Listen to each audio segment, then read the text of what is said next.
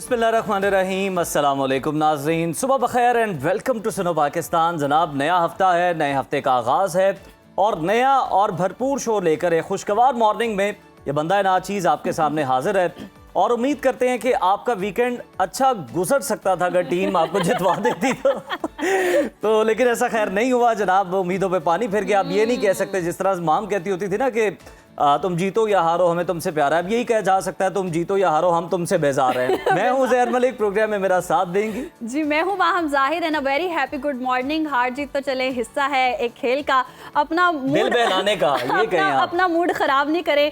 हफ्ते का नया नया आगाज है, खुशगवार मूड में जी हम भी आगाज करें और उम्मीद करते हैं आपको जी हमारा ये मॉर्निंग शो पसंद आएगा और आपके मूड को खुशगवार हम करने के लिए हाजिर हो चुके हैं। लेकिन यस ऑफ कोर्स कल बहुत मायूसी हुई, ना मिडल ऑर्डर चले और जो बॉलर्स थे उन्होंने ओपनर की मेहनत पर जिस तरह से पानी फेरा ना, वो बहुत ही मायूसी वाली बात है। और पाकिस्तान को जी सनसनीखेज मुकाबले के बाद शिकस्त का सामना करना पड़ा। मगर इसमें एक चीज ये है कि जो भारत की हठधर्मी है ना वो बरकरार रही है। उनमें स्पोर्ट्समैन स्पिरिट की तो कहीं नजर ही नहीं आती, नामो निशान ही नहीं है। उन्होंने धज्जियां उड़ा दी हैं और पता नहीं वो क्या अपने आप को सोच रहे हैं। लेकिन यस, पाकिस्तानी टीम भी हारी है, दूसरी तरफ से भारत भी अपनी हठधर्मी पे बरकरार है। सिचुएशन बड़ी अजीब सी रही है। बिल्कुल जी। और आपको बताएं कि भारत एशिया क्रिकेट का चैंपियन बन चुका है। भारत ने एशिया कप के फाइनल में आसाब शिकन और सनसनीखेज मुकाबले के बाद पाकिस्तान को 5 विकेटों पर शिकस्त दे दी है। दुबई स्टेडियम में खेले जाने वाले मैच में पाकिस्तान ने पहले बैटिंग की।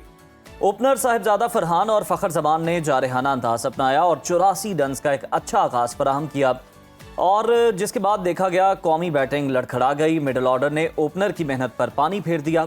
8 खिलाड़ी डबल फिगर में दाखिल ना हो पाए और सिर्फ 62 रन के इजाफे पर तमाम खिलाड़ी पवेलियन वापस लौट गए और पाकिस्तानी टीम 20वें ओवर में 146 रन बनाकर ऑल आउट हो गए। जी बिल्कुल। और पाकिस्तानी अवाम बड़ी मायूसी का शिकार हुई और भारत की जानिब से जी अभिषेक शर्मा और शुभमन गिल ने बैटिंग का आगाज किया। ताहम 20 रन में 3 अहम भारतीय बल्लेबाज आउट हो गए और तिलक वर्मा और संजू सैमसन ने शानदार बैटिंग की और आखिरी ओवर में 147 रन का हदफ पूरा कर लिया। तिलक वर्मा 69 रन के साथ नाकाबिले शिकस्त रहे और भारतीय टीम की एशिया कप जीतने के बावजूद हम देख रहे हैं कि हठधर्मी भी बरकरार रही। भारतीय टीम ने जेंटलमैन गेम की धज्जियां उड़ा दी। स्पोर्ट्समैन स्पिरिट का बिल्कुल भी वो कहते हैं ना कि मुजाहिरा नहीं किया गया, खिलाफ वर्जी की गई और पाकिस्तानी टीम से हाथ भी नहीं मिलाया। और ना ही फाइनल से कबल भारतीय कप्तान ने पाकिस्तानी कप्तान के साथ तस्वीर बनवाई। फिर फाइनल तकरीब में भी भारतीय टीम की हठधर्मी बरकरार रही। एसीसी के सदर मोहसिन नकवी से ट्रॉफी लेने से भी इनकार कर दिया, जिसके बाद फाइनल तकरीब ताखीर का शिकार रही। मोहसिन नकवी भी अपने फैसले पर डटे नजर आए। दबाव के बावजूद खुद ट्रॉफी पेश करने के अपने फैसले पर कायम रहे, जिसके बाद ट्रॉफी दिए बगैर ही तकरीब खत्म कर दी गई। इस हवाले से तज्जियाकारों का कहना है कि कभी भी क्रिकेट के खेल में भारत जैसी गंदी सियासत नहीं देखी जितनी कि इस एशिया कप में दिखाई गई है। जी बिल्कुल। और इसी तमाम तर सूरत हाल पर बात करने के लिए हमारे साथ मौजूद हैं senior sports analyst Syed Yahya Hussaini sahab. बहुत शुक्रिया आपके वक्त का। Welcome to Suno Pakistan and a very happy good morning. Happy तो नहीं ऐसे कह सकते, लेकिन सबसे पहले तो हम भारत की ही बात कर लेते हैं। स्पोर्ट्समैनशिप स्पिरिट की तो धज्जियां उड़ा दी गई और फिर भरपूर सियासत की भारत की इस घटिया हरकत पर आप क्या कहेंगे? बड़ा अजीबोगरीब से ये टूर्नामेंट रहा माहम और इस टूर्नामेंट में जो कुछ हुआ वो समझ से बाहर था। इवन आपने तो वो सारी बातें की जो कि आप टेलीविजन स्क्रीन पर देख रही थी थ्रू आउट दिस टूर्नामेंट। मैं दुबई में मौजूद रहा और कल फाइनल के बाद जो कुछ हुआ वो इंतहाई अफसोसनाक था और भारतीय मीडिया का जो इस पूरे टूर्नामेंट में किरदार रहा वो बड़ा अजीब व गरीब रहा। और उसके बाद भारतीय टीम ने जो कुछ किया उसका खमियाजा उनको भुगतना पड़ा और हुआ उनके साथ ये कि वो अपनी जीत के बावजूद इस वक्त एक तनाज़े का शिकार दिखाई दे रहे हैं। और अगर मुख्तलिफ़ खेलों की हम बात करें, यूएफा फुटबॉल चैम्पियनशिप की हम बात करें, फीफा वर्ल्ड कप की हम बात करें या आईसीसी क्रिकेट वर्ल्ड कप की बात करें, तो इसके जो भी टूर्नामेंट होते हैं उसकी विनिंग ट्रॉफी जो है वो इन ऑर्गेनाइजेशन के सदूर देते हैं। और जो मोहसिन नकवी साहब हैं उन्होंने एक दिन पहले ही अनाउंस कर दिया था कि वो बहुत ज़्यादा एक्साइटेड हैं फाइनल देखने के लिए और फातेह टीम के कप्तान को वो ट्रॉफी देने के लिए जो है वो तैयार है। और ये सब कुछ टीम इंडिया को पता था, लेकिन फाइनल से पहले भी एक ड्रामा हुआ और फाइनल से पहले पाकिस्तान टीम के कप्तान सलमान अली आगा के साथ एक बार फिर ना सिर्फ भारतीय कप्तान ने हाथ नहीं मिलाया, बल्कि ऐसा हमने कभी नहीं देखा कि एक कप्तान से एक मुल्क का प्रेजेंटर बात कर रहा है, दूसरे कप्तान से दूसरा मुल्क का प्रेजेंटर बात कर रहा है। और फिर उसके बाद ये जो ट्रॉफी का मामला हुआ, जो एक आपने जिस तरह बताया कि नेल बाइटिंग फिनिश हुई, भारत की टीम ने कामयाबी हासिल की, उसके बावजूद इस वक्त भारत की टीम की कामयाबी को, उनकी इस टूर्नामेंट में नाकाबिल शिकस्त रहने को डिस्कस नहीं किया जा रहा, बल्कि उनके स्पोर्ट्समैन स्पिरिट के धज्जियां उड़ाने को जो है इस वक्त डिस्कस किया जा रहा है। और इस वक्त एक मर्तबा फिर भारत का जो मकरू चेहरा है वो पूरी दुनिया के सामने आया है। और मैं जिस तरह आपसे अर्ज कर रहा हूँ कि वो तो आपने जो टीवी पर देखा वो अपनी जगह है। जब प्रेस कॉन्फ्रेंस करने के लिए भारतीय क्रिकेट टीम के कप्तान सूर्या कुमार यादव आए तो उनसे खुद भारतीय सहाफियों ने ये सवाल किया कि आप यहाँ से क्या लेकर जा रहे हैं। खेल तो मोहब्बत का पैगाम देते हैं, भाईचारे का पैगाम देते हैं, लेकिन जो इस पूरे टूर्नामेंट में हुआ, आपने हाथ नहीं मिलाया, आपने हैंड शेक नहीं किया, आपने ट्रॉफी लेने से इनकार कर दिया, तो ये सब कुछ क्या है। तो ऐसा लगा कि जो भारतीय कप्तान सूर्या कुमार यादव है, जो कि एक बहुत अच्छे इंसान है, बहुत अच्छे अंदाज में गुफ्तगू करते हैं, लेकिन कल ऐसा लग रहा था कि हम प्रेस कॉन्फ्रेंस अटेंड नहीं कर रहे बल्कि किसी कॉमेडी शो में बैठे हुए हैं, क्योंकि वो हर चीज़ का हंसी मजाक में जो है वो गुफ्तगू कर रहे थे। और जो दूसरी अफसोसनाक बात है स्पोर्ट्समैन स्पिरिट की, जो मैं बात करूं, ये स्पोर्ट्समैन स्पिरिट तो ये थी कि भारत के जो मीडिया मैनेजर थे वो पाकिस्तानी सहाफ़ियों का भी सवाल लेते, उन्होंने नहीं लिया और उन्होंने सिर्फ भारतीय सहाफ़ियों के सवाल लिए। और उसके बरक्स जो पाकिस्तान टीम के मीडिया मैनेजर नईम गिलानी साहब थे, उनसे मैंने सवाल के दौरान उनको अप्रिशिएट किया कि आप न सिर्फ पाकिस्तानी सहाफ़ियों के सवाल ले रहे हैं, बल्कि आप भारतीय सहाफ़ियों के तुंद और तेज़ गैर मेयारी सवालात को भी अपने कप्तान की तरफ पास ऑन कर रहे हैं। तो एक अजीब व गरीब सा टूर्नामेंट रहा। और एक चीज़ जो समझ नहीं आई कि अगर ये सब कुछ भारत को करना था तो वो दुबई क्या करने आए थे खेलने। ऐसे ही है, बस ये फिर मुनाफकत है ना, दोहरा मेयार है भारत का। सर, भारत की इस हठधर्मी के जेंटलमैन गेम पर अब आने वाले मुस्तकबिल में क्या असरात मुरतब होते देख रहे हैं, और भारत की जानिब से इस दुनिया को क्या पैगाम दिया गया है, देना क्या चाहता था और पैगाम गया क्या है? बिल्कुल उज़ैर, आपने दुरुस्त फरमाया, क्योंकि जिस तरह मैंने कहा कि खिलाड़ी तो अपने मुल्क के सफ़ीर होते हैं, उनका काम ये होता है कि सिफारतकारी करें, उनका काम ये होता है कि प्यार और मोहब्बत बांटें। खेल को सियासत से अलग रखना चाहिए, लेकिन अब जो मोदी सरकार है वो खेल में भी सियासत लेकर आ गई है और खिलाड़ियों का एक दूसरे के साथ हाथ ना मिलाना, अपनी अपनी जो है बाउंड्रीज के अंदर रहना, ऐसे पाकिस्तान भारत क्रिकेट कैसे होगी। दूसरी जानिब जो भारतीय मीडिया है उसके बरक्स अगर हम ग्राउंड के बरक्स बात करें, ग्राउंड से बाहर, तो वहाँ पाकिस्तान और भारत के जो तमाशाई हैं वो तो भाईचारे का मुजाहरा कर रहे हैं, वो तो एक साथ बैठकर मैच देख रहे हैं। लेकिन ये जो सब कुछ हो रहा है, क्रिकेट डिप्लोमेसी पाकिस्तान और भारत के दरमियान किरदार अदा करती थी, लेकिन अफसोस के साथ कहना पड़ता है कि इस टूर्नामेंट में मैंने खिलाड़ियों को दबाव में देखा। कल पाकिस्तान टीम के कप्तान सलमान अली आगा ने प्रेस कॉन्फ्रेंस में भी ये कहा कि ये बात हमारे लिए समझ से बाहर है, मैं बचपन से क्रिकेट खेल रहा हूँ, लेकिन हम तो मोहल्ले की क्रिकेट में भी हाथ मिलाते थे, हारने के बाद भी एक दूसरे का कंधा थपथपाते थे। यहाँ पर भारतीय टीम के कप्तान जो हैं वो अंपायर मैनेजर की मीटिंग में तो बंद कमरे में हमारे साथ हंसी मजाक भी कर रहे होते थे, हाथ भी मिला रहे होते थे, लेकिन बाहर आकर वो बिल्कुल अजीब अंदाज में रिएक्ट करते थे।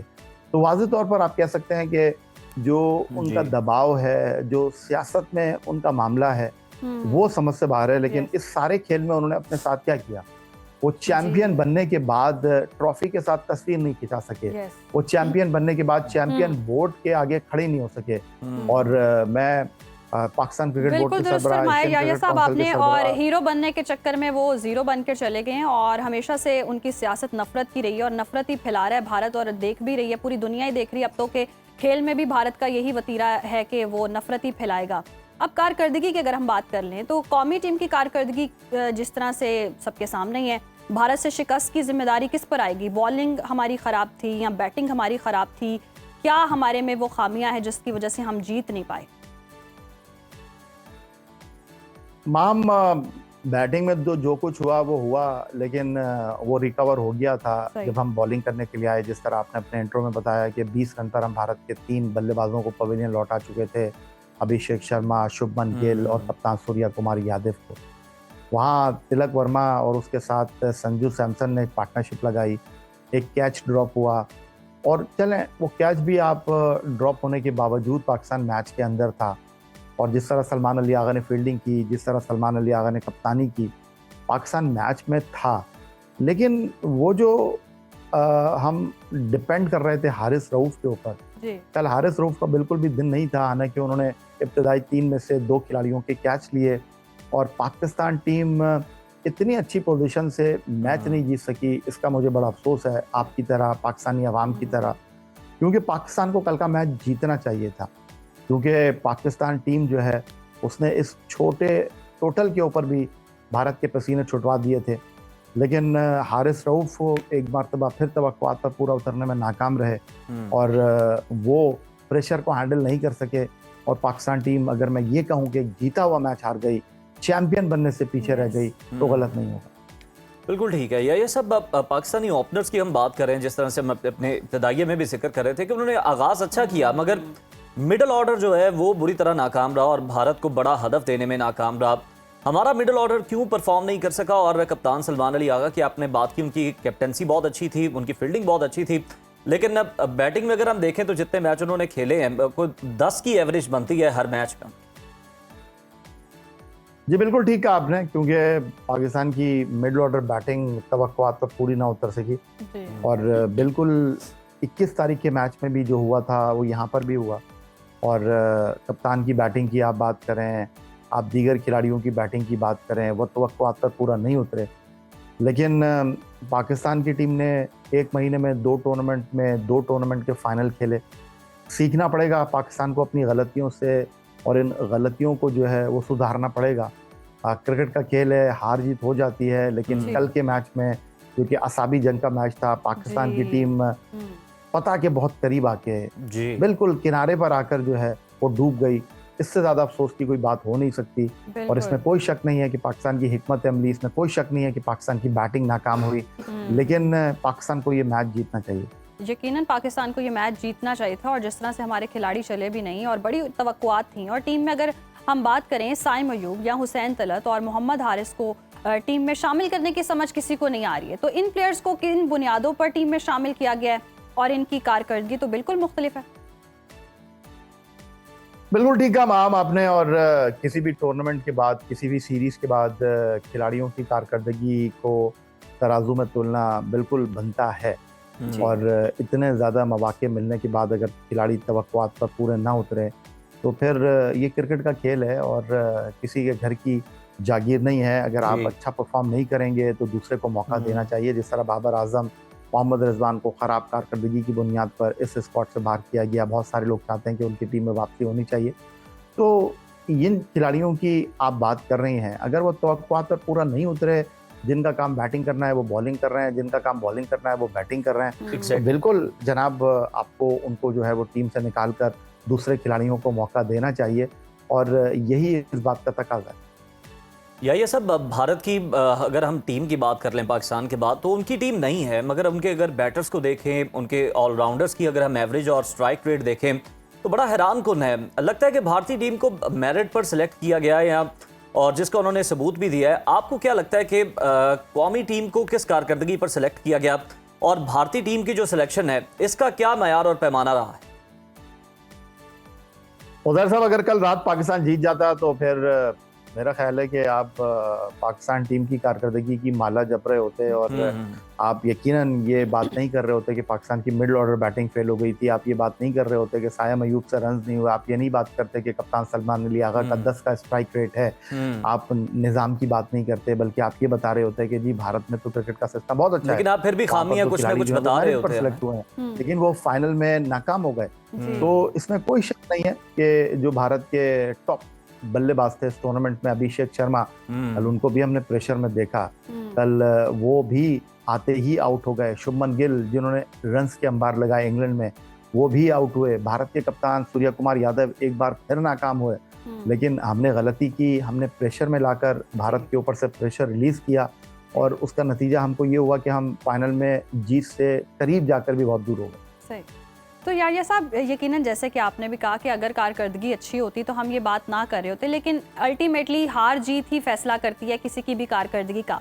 और हम हार गए, ये मायूसी की बात है। लेकिन जैसे कि आप भी कह रहे हैं कि प्रेशर हैंडलिंग नहीं हो पाती है, भारत से जब भी मैच होता है प्रेशर हैंडल नहीं हो पाता। तो वही बात है कि अगर साइकेट्रिस्ट बुलाए गए हैं, इनकी वो ट्रेनिंग होनी है, तो ये प्रेशर हैंडलिंग फिर कैसे इनको सिखाई जाए कि नेक्स्ट टाइम जब मैच हो, कारकर्दगी तो एक तरफ, प्रेशर हैंडल करना सीखेंगे। कोई एक्सक्यूज नहीं है मैम, बिल्कुल आपने दुरुस्त फरमाया। और दे आर प्रोफेशनल्स। ये पाकिस्तान के 25 करोड़ अवाम के नुमाइंदा खिलाड़ी हैं जो बेहतरीन कारकर्दगी के ऊपर इस टीम का हिस्सा बने हैं, लेकिन अच्छा परफॉर्म नहीं कर सके। इससे ज़्यादा मैं क्या कहूँ, आप किसी को सूली पर तो नहीं चढ़ा सकते, किसी को फांसी तो नहीं दे सकते। जो तरीका कार है वो यही है कि जिसने अच्छा परफॉर्म नहीं किया आप उसको टीम से ड्रॉप करें और किसी और को मौका दें। और यही होना चाहिए, क्योंकि टूर्नामेंट में तो हमने इस टीम को बैक किया, उसकी बुनियादी वजह यही थी कि यही रिसोर्सेज आपके पास थे। अब आपको आगे देखना होगा, अगर इन्हीं खिलाड़ियों के साथ जाना है आपने मुस्तकबिल में भी, तो फिर इनको ये बावर कराना पड़ेगा कि आपको एक और मौका दे रहे हैं, क्योंकि आने वाले दिनों में पाकिस्तान के लिए नॉन स्टॉप क्रिकेट है। तो इस चीज़ को आपको देखना होगा। इन खिलाड़ियों को भरपूर मौका दिया गया, ओपन चांसेस मिले, साइम अयूब को, मोहम्मद हारिस को, मोहम्मद नवाज को, हारिस रऊफ को, कप्तान सलमान अली आगा को, लेकिन वो कारकर्दगी के उस मयार पर पूरा नहीं उतरे जिससे उनकी तवक्को की जा रही थी। लेकिन मैं यही कह सकता हूँ कि अगर अच्छा नहीं खेले तो उनकी जगह कोई और खिलाड़ी को मौका देना चाहिए जो बाहर बैठा हुआ अपनी बारी का इंतजार कर रहा है। बिल्कुल ठीक है, किसी और को मौका देना चाहिए। और या सब अगर बेशक जीते या हारे, कंस्ट्रक्टिव जो क्रिटिसिज्म है वो होनी चाहिए टीम पर, ताकि ये अपनी खामियों पर काबू पा सके।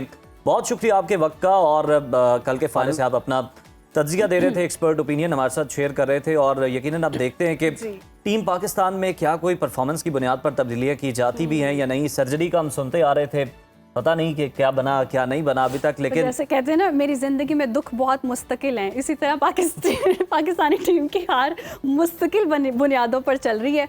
अब सर्जरी होना बेहतर है। जो बातें कर रहे थे ना कि सर्जरी होगी, अब सर्जरी कर ही दें। अब ऐसी सिलेक्शन करें जो जितवा सके हमें। बिल्कुल जी, ये तो है ही है। लेकिन अभी हम मेरा ख्याल जान लेते हैं कि आज दिन भर जो है मौसम कैसा रहने वाला है। आपको इस बात पे इतनी हंसी क्यों आ रही है? मतलब मैं ये सोच रही थी कि मौसम से कोई लगाव नहीं है। मैंने कहा मायूसी तो चले हो गई है, मौसम का हाल बता के आवाम को थोड़ा रिलैक्स कर दिया जाए कि मौसम थोड़ा बेहतर होगा या नहीं होगा। ये तो वैसे मौसम का तो पता नहीं, गर्मी बहुत शदीद है। गर्मी शदीद हो गई है। मौसम का हाल बता देती हूँ ताकि नाजरीन थोड़े रिलैक्स हो जाए कि भाई हम भी अपने अब जो प्रोग्राम है ना उसका मूड थोड़ा जरा मौसम बताएं इस अंदाज में कि मौसम की जो तपिश है, जो संगीनी है, वो भी कम लगे। जी मैं बताऊँ तो वैसे ही ईजी हो जाएगा। तो मैं चलती हूँ जी, आप नाजरीन को बताते हैं कि मौसम कैसा है।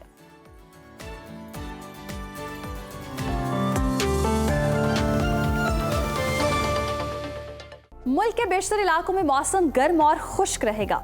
महकमा मौसमियात के मुताबिक जनूब मशरक़ी सिंध में मतला जुज़वी अब्र आलूद रहने के अलावा चंद मकामात पर तेज हवाओं और गरज चमक के साथ हल्की बारिश हो सकती है। मुख्तलिफ शहरों में मौसम की क्या सूरत हाल रहेगी, आइए जानते हैं। तो सबसे पहले बात करते हैं बुलंदो वाला पहाड़ों की सरजमीन गिलगित बल्तिस्तान की, जहां सूरज का राज बरकरार रहेगा। गिलगित में ज्यादा से ज्यादा दर्जा हरारत 25 और कम से कम 9 डिग्री रहने का इम्कान है। जबकि स्कर्दू की अगर हम बात करें तो यहाँ पर ज्यादा से ज्यादा टेम्परेचर 17 और कम से कम 7 डिग्री रहने की तवक्को है। महकमे मौसमियात के मुताबिक आइंदा 24 घंटों के दौरान चंद इलाकों में मतला जुज़वी अब्र आलूद रहने का इम्कान है। और नाज़रीन, अब रुख कर लेते हैं आज़ाद कश्मीर का, जहां वादी भर में सूरज खूब आंखें दिखाएगा। दारुल हुकूमत मुजफ्फराबाद में ज्यादा से ज्यादा दर्जा हरारत 33 और कम से कम 18 डिग्री रहने का इम्कान है। जबकि श्रीनगर में ज्यादा से ज्यादा हम पारा देख रहे हैं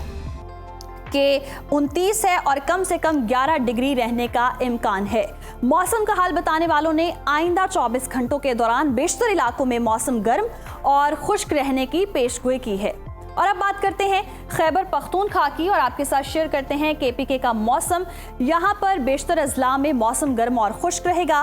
फूलों के शहर पेशावर आपको लिए चलते हैं। यहाँ पर ज्यादा से ज्यादा दर्जा हरारत 36 और कम से कम 22 डिग्री रहने का इम्कान है। जबकि सवात की अगर हम बात करें तो यहाँ पर ज्यादा से ज्यादा टेम्परेचर 25 और कम से कम 10 डिग्री रहने की तवक्को है। महकमे मौसमियात के मुताबिक आइंदा 24 घंटों के दौरान चित्राल, दीर, सवात और कोहिस्तान में कहीं कहीं बादल छाए रहेंगे।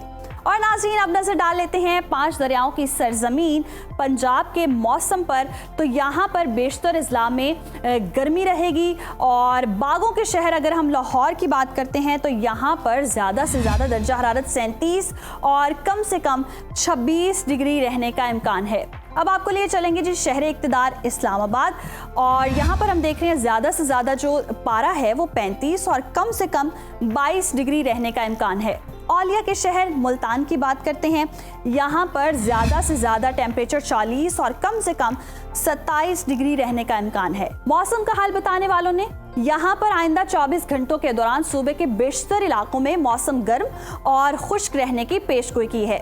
और अब बात करेंगे जी रकबे के लिहाज से सबसे बड़े सूबे बलोचिस्तान की, तो यहाँ पर अक्सर अजला में सूरज जो है खूब चमकेगा। फलों के शहर कोयटा की बात करें तो यहाँ पर ज़्यादा से ज़्यादा दर्जा हरारत 32 और कम से कम 13 डिग्री रहने का इम्कान है। महकमा मौसमियात के मुताबिक आइंदा 24 घंटों के दौरान सूबे के बेशतर अजला में मौसम गर्म और खुश्क रहने का इम्कान है। और हमेशा की तरह आखिर में आपके साथ शेयर करते हैं सूबे सिंध का मौसम और आपको बताते हैं सिंध के मौसम का हाल।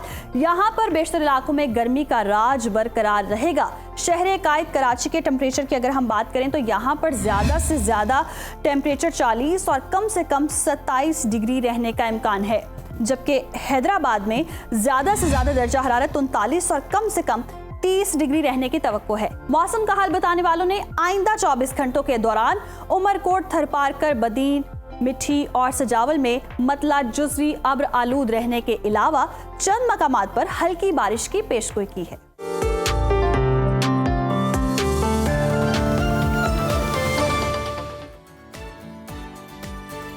तो जनाब, मौसम की सूरत हाल आपने जान ली और अभी एक ब्रेक शामिल करते हैं। ब्रेक के बाद जो दीगर मौज़ूआत हैं उन पर भी बात करेंगे, उन्हें भी प्रोग्राम का हिस्सा बनाएंगे। देखते रहिए सुनो पाकिस्तान। वेलकम बैक नाज़रीन, प्रोग्राम में आगे बढ़ते हैं और अब जी बात कर लेते हैं दिल की। और दिल की बीमारियों का आज आलमी दिन है 29 सितंबर। हर साल हमें ये याद दिलाता है कि हमारी सेहत के सबसे अहम हिस्से यानी कि दिल की हिफाजत करना कितनी ज़रूरी है। दिल का आलमी दिन सिर्फ एक दिन की मुहिम नहीं है, बल्कि ये एक आगाही की तहरीक है ताकि हम अपने दिल की सेहत का ख्याल रखें और इसके जो ख़तरात हैं उससे आगाह रहें और अपने दिल का भी ख्याल रखें और दूसरों के दिल का भी ख्याल रखें। बिल्कुल, बड़ा इंपॉर्टेंट मैसेज दिया आपने आज के दिन के हवाले से। तो साइलेंट हार्ट अटैक जो है इसके बारे में आज हम डिस्कस करेंगे, जो कि खामोशी से इंतहाई ख़तरनाक साबित हो सकता है। ये ऐसा दिल का दौरा है जिसे अक्सर हम इग्नोर कर देते हैं क्योंकि इसकी अलामात हल्की होती हैं या फिर ज़ाहिर नहीं होती, मगर जब ये हमला होता है तो इसके नताइज इंतहाई संगीन हो सकते हैं। इसकी वजूहात और अलामात क्या हैं और इस पर कैसे हम अपना बचाव मुमकिन बना सकते हैं, इसी अहम मौजू पर बात कर लेते हैं। स्टूडियोज में हमारे साथ मौजूद है माहिर अमराज से डॉक्टर एजाज खरल साहब। डॉक्टर साहब, welcome to Suno Pakistan. Ji, thank you very much. सबसे पहले हमें ये बताइएगा कि साइलेंट हार्ट अटैक की जिस तरह से हमने बात की है, ये होता क्या है और सबसे आम अलामात कौन सी हो सकती हैं इसमें, क्योंकि और देखा जाए तो ये आम हार्ट अटैक से किस तरह से मुख्तलिफ होता है? जी, बहुत शुक्रिया। मेरे ख्याल से आज वर्ल्ड हार्ट डे के हवाले से ये बहुत ही अहम मौजू है। साइलेंट हार्ट अटैक बेसिकली इसको हम अगर ब्रॉडली क्लासीफाई करें तो ये वो हार्ट अटैक है जिसमें किसी भी पेशेंट या मरीज़ को टिपिकल दिल की अलामात जाहिर नहीं होती।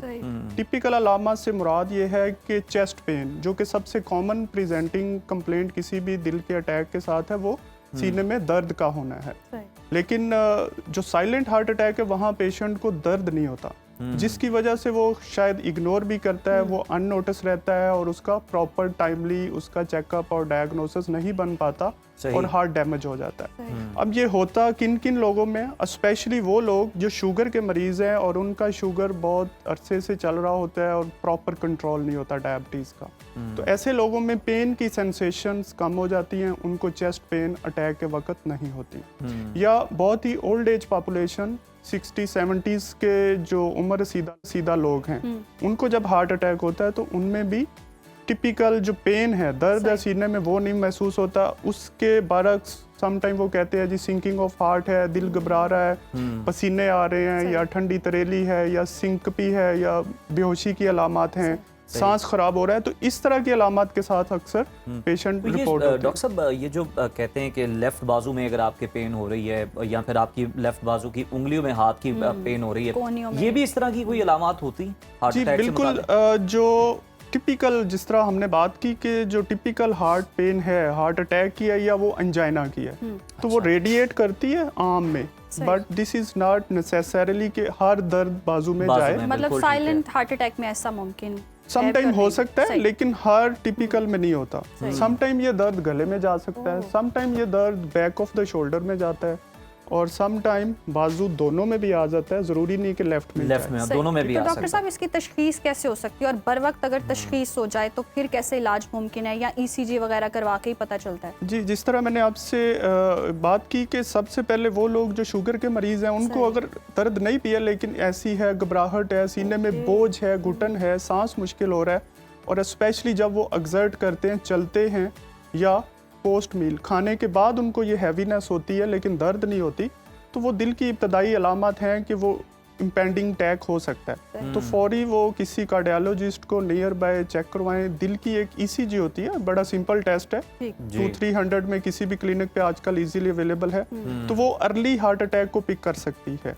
ठीक। अगर लेट्स से कि वो उसमें नहीं आता, तो फिर हम उसको स्क्रीन करते हैं फॉर 1-2-3 आवर्स के लिए अंडर ऑब्जर्वेशन रखते हैं, रिपीटेडली ईसीजीज करके हम, अगर वो होने वाला अटैक तो खुदा न खास्ता उसको पिक करके उसका टाइमली ट्रीटमेंट हो सकता है। अच्छा डॉक्टर साहब, जिस तरह से हम बात कर रहे थे कि हर जो बाजू में अगर आपके दर्द हो रहा है या चेस्ट में कंजेशन आपको फील हो रही है, तो ये ज़रूरी नहीं है हार्ट अटैक से रिलेटेड ही हो, हार्ट से रिलेटेड ही हो, तो सर इसको डिफ्रेंशिएट किस तरह से किया जा सकता है? या फिर जिस तरह से आप बता रहे हैं कि अगर इस तरह की सूरत हाल हो तो फिर आपको ईसीजी करवा लेनी चाहिए, उससे आपको पता चल जाएगा?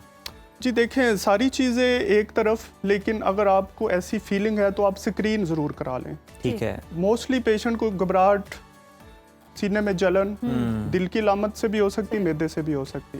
तो जब तक आप डॉक्टर के पास नहीं जाते, तो ये डिफरेंशिएट करना एक आम लेमैन के लिए पॉसिबल नहीं है कि ये दिल की अलामत है। बहुत सारे लोग हार्ट अटैक को एज ए मैदा जिगर लेके उसका ट्रीटमेंट कराते रहते हैं, और जब ईसीजी होती है तो पता चलता है ये तो अटैक हो चुका है। जी, ये तो अलामात हमने डिस्कस कर ली। वजूहात क्या हैं जिसकी वजह से हमारे जो हार्ट की हेल्थ है वो डिस्टर्ब होती है? बिल्कुल, वजूहात, एक तो हम उसको 2 फैक्टर्स कहते हैं, एक है मॉडिफाइबल, एक है नॉन मॉडिफाइबल। मॉडिफाइबल मीन कि जिस पे बंदे का रोल है कि हम उसको मॉडिफाई कर सकते हैं, अपनी डाइट, अपनी एक्सरसाइज, बहुत सारी चीज़ें फैक्टर्स हैं। सही। एक है नॉन मॉडिफाइबल, जिसमें बंदे का कोई किरदार नहीं। उसमें सबसे पहले तो जेनेटिक्स का रोल है। सही। अगर एक बंदे को इनहेरिटेडली कुछ मिल गया है, उसकी कह ले कि वो प्रोन है दिल की मर्ज के लिए, तो वो कुछ नहीं कर सकता, वो खुदा की तरफ से है। ठीक है। तो ये कुछ ऐसे फैक्टर हैं, अगर किसी का कुदरती तौर पे उनके कोलेस्ट्रॉल हाई रह रहे हैं, कुछ फैमिलीज में होता है, जी। तो वो उसको मॉडिफाई तो हम chances कर हैं। सकते हैं। हाँ, ब्लड प्रेशर है, उसको हम मॉडिफाई कर सकते हैं, लेकिन एक ओल्ड एज है, वो तो बंदा जा रहा है, उसमें बंदे का कोई कंट्रोल नहीं है कि उम्र को रोक सके, तो old age itself is a risk factor for heart attack. सही। लेकिन अनफॉर्चुनेटली कुछ हमारे एनवायरमेंटल फैक्टर्स भी हैं, लाइक स्ट्रेस बहुत ज़्यादा है, आपकी प्रॉपर एक्सरसाइज नहीं है, आप डेली की एक्टिविटी डाइट सीडेंट्री लाइफस्टाइल है, घर में बैठे रहते हैं, आप एक्सरसाइज नहीं करते या आप वॉक नहीं है, फिर आपका डाइट प्लान बड़ा चेंज हो चुका है, डाइटरी जो हैबिट्स हैं वो फास्ट फूड की तरफ हम बहुत ज़्यादा स्विच हुए हैं, नेचुरल ऑर्गेनिक फूड्स का डॉक्टर साहब, रुझान बहुत ग़िज़ा कम के हो हवाले गया। से तो मैं पूछूंगी, जैसे कि आपने कहा कि शुगर के पेशेंट को ज़्यादा खतरात होते हैं, जो नॉर्मल इंसान हो, आजकल हम सोशल मीडिया पे देखते हैं कि अपने फेफड़े टेस्ट करने हैं तो ये टेस्ट करें, सांस रोक के देखें, ऐसा कुछ आइडिया हो सकता है खुद भी इंसान को कि हार्ट का या तो इस बंदे को प्रॉब्लम है, या बर वक्त पता चल सके घर में ही, तो आप जाकर अपने दिल का टेस्ट करवा सकें, नॉर्मल इंसान भी? जी बिल्कुल, नॉर्मल में जिस तरह हमने बात की कि बहुत सारे रिस्क फैक्टर है कन्वेंशनल, जिस तरह शुगर है, आप शुगर का टेस्ट कराएं, खुदा ना खास्ता वो समटाइम साइलेंट चल रही होती है, और जब टेस्ट करते हैं तो पता चलता है। आप अपने कोलेस्ट्रॉल लिपिड प्रोफाइल करवा लें, इसके अलावा आप अपना ब्लड प्रेशर उसको मॉनिटरिंग करवा लें कि वो रेंज में रह रहा है या नहीं रह रहा।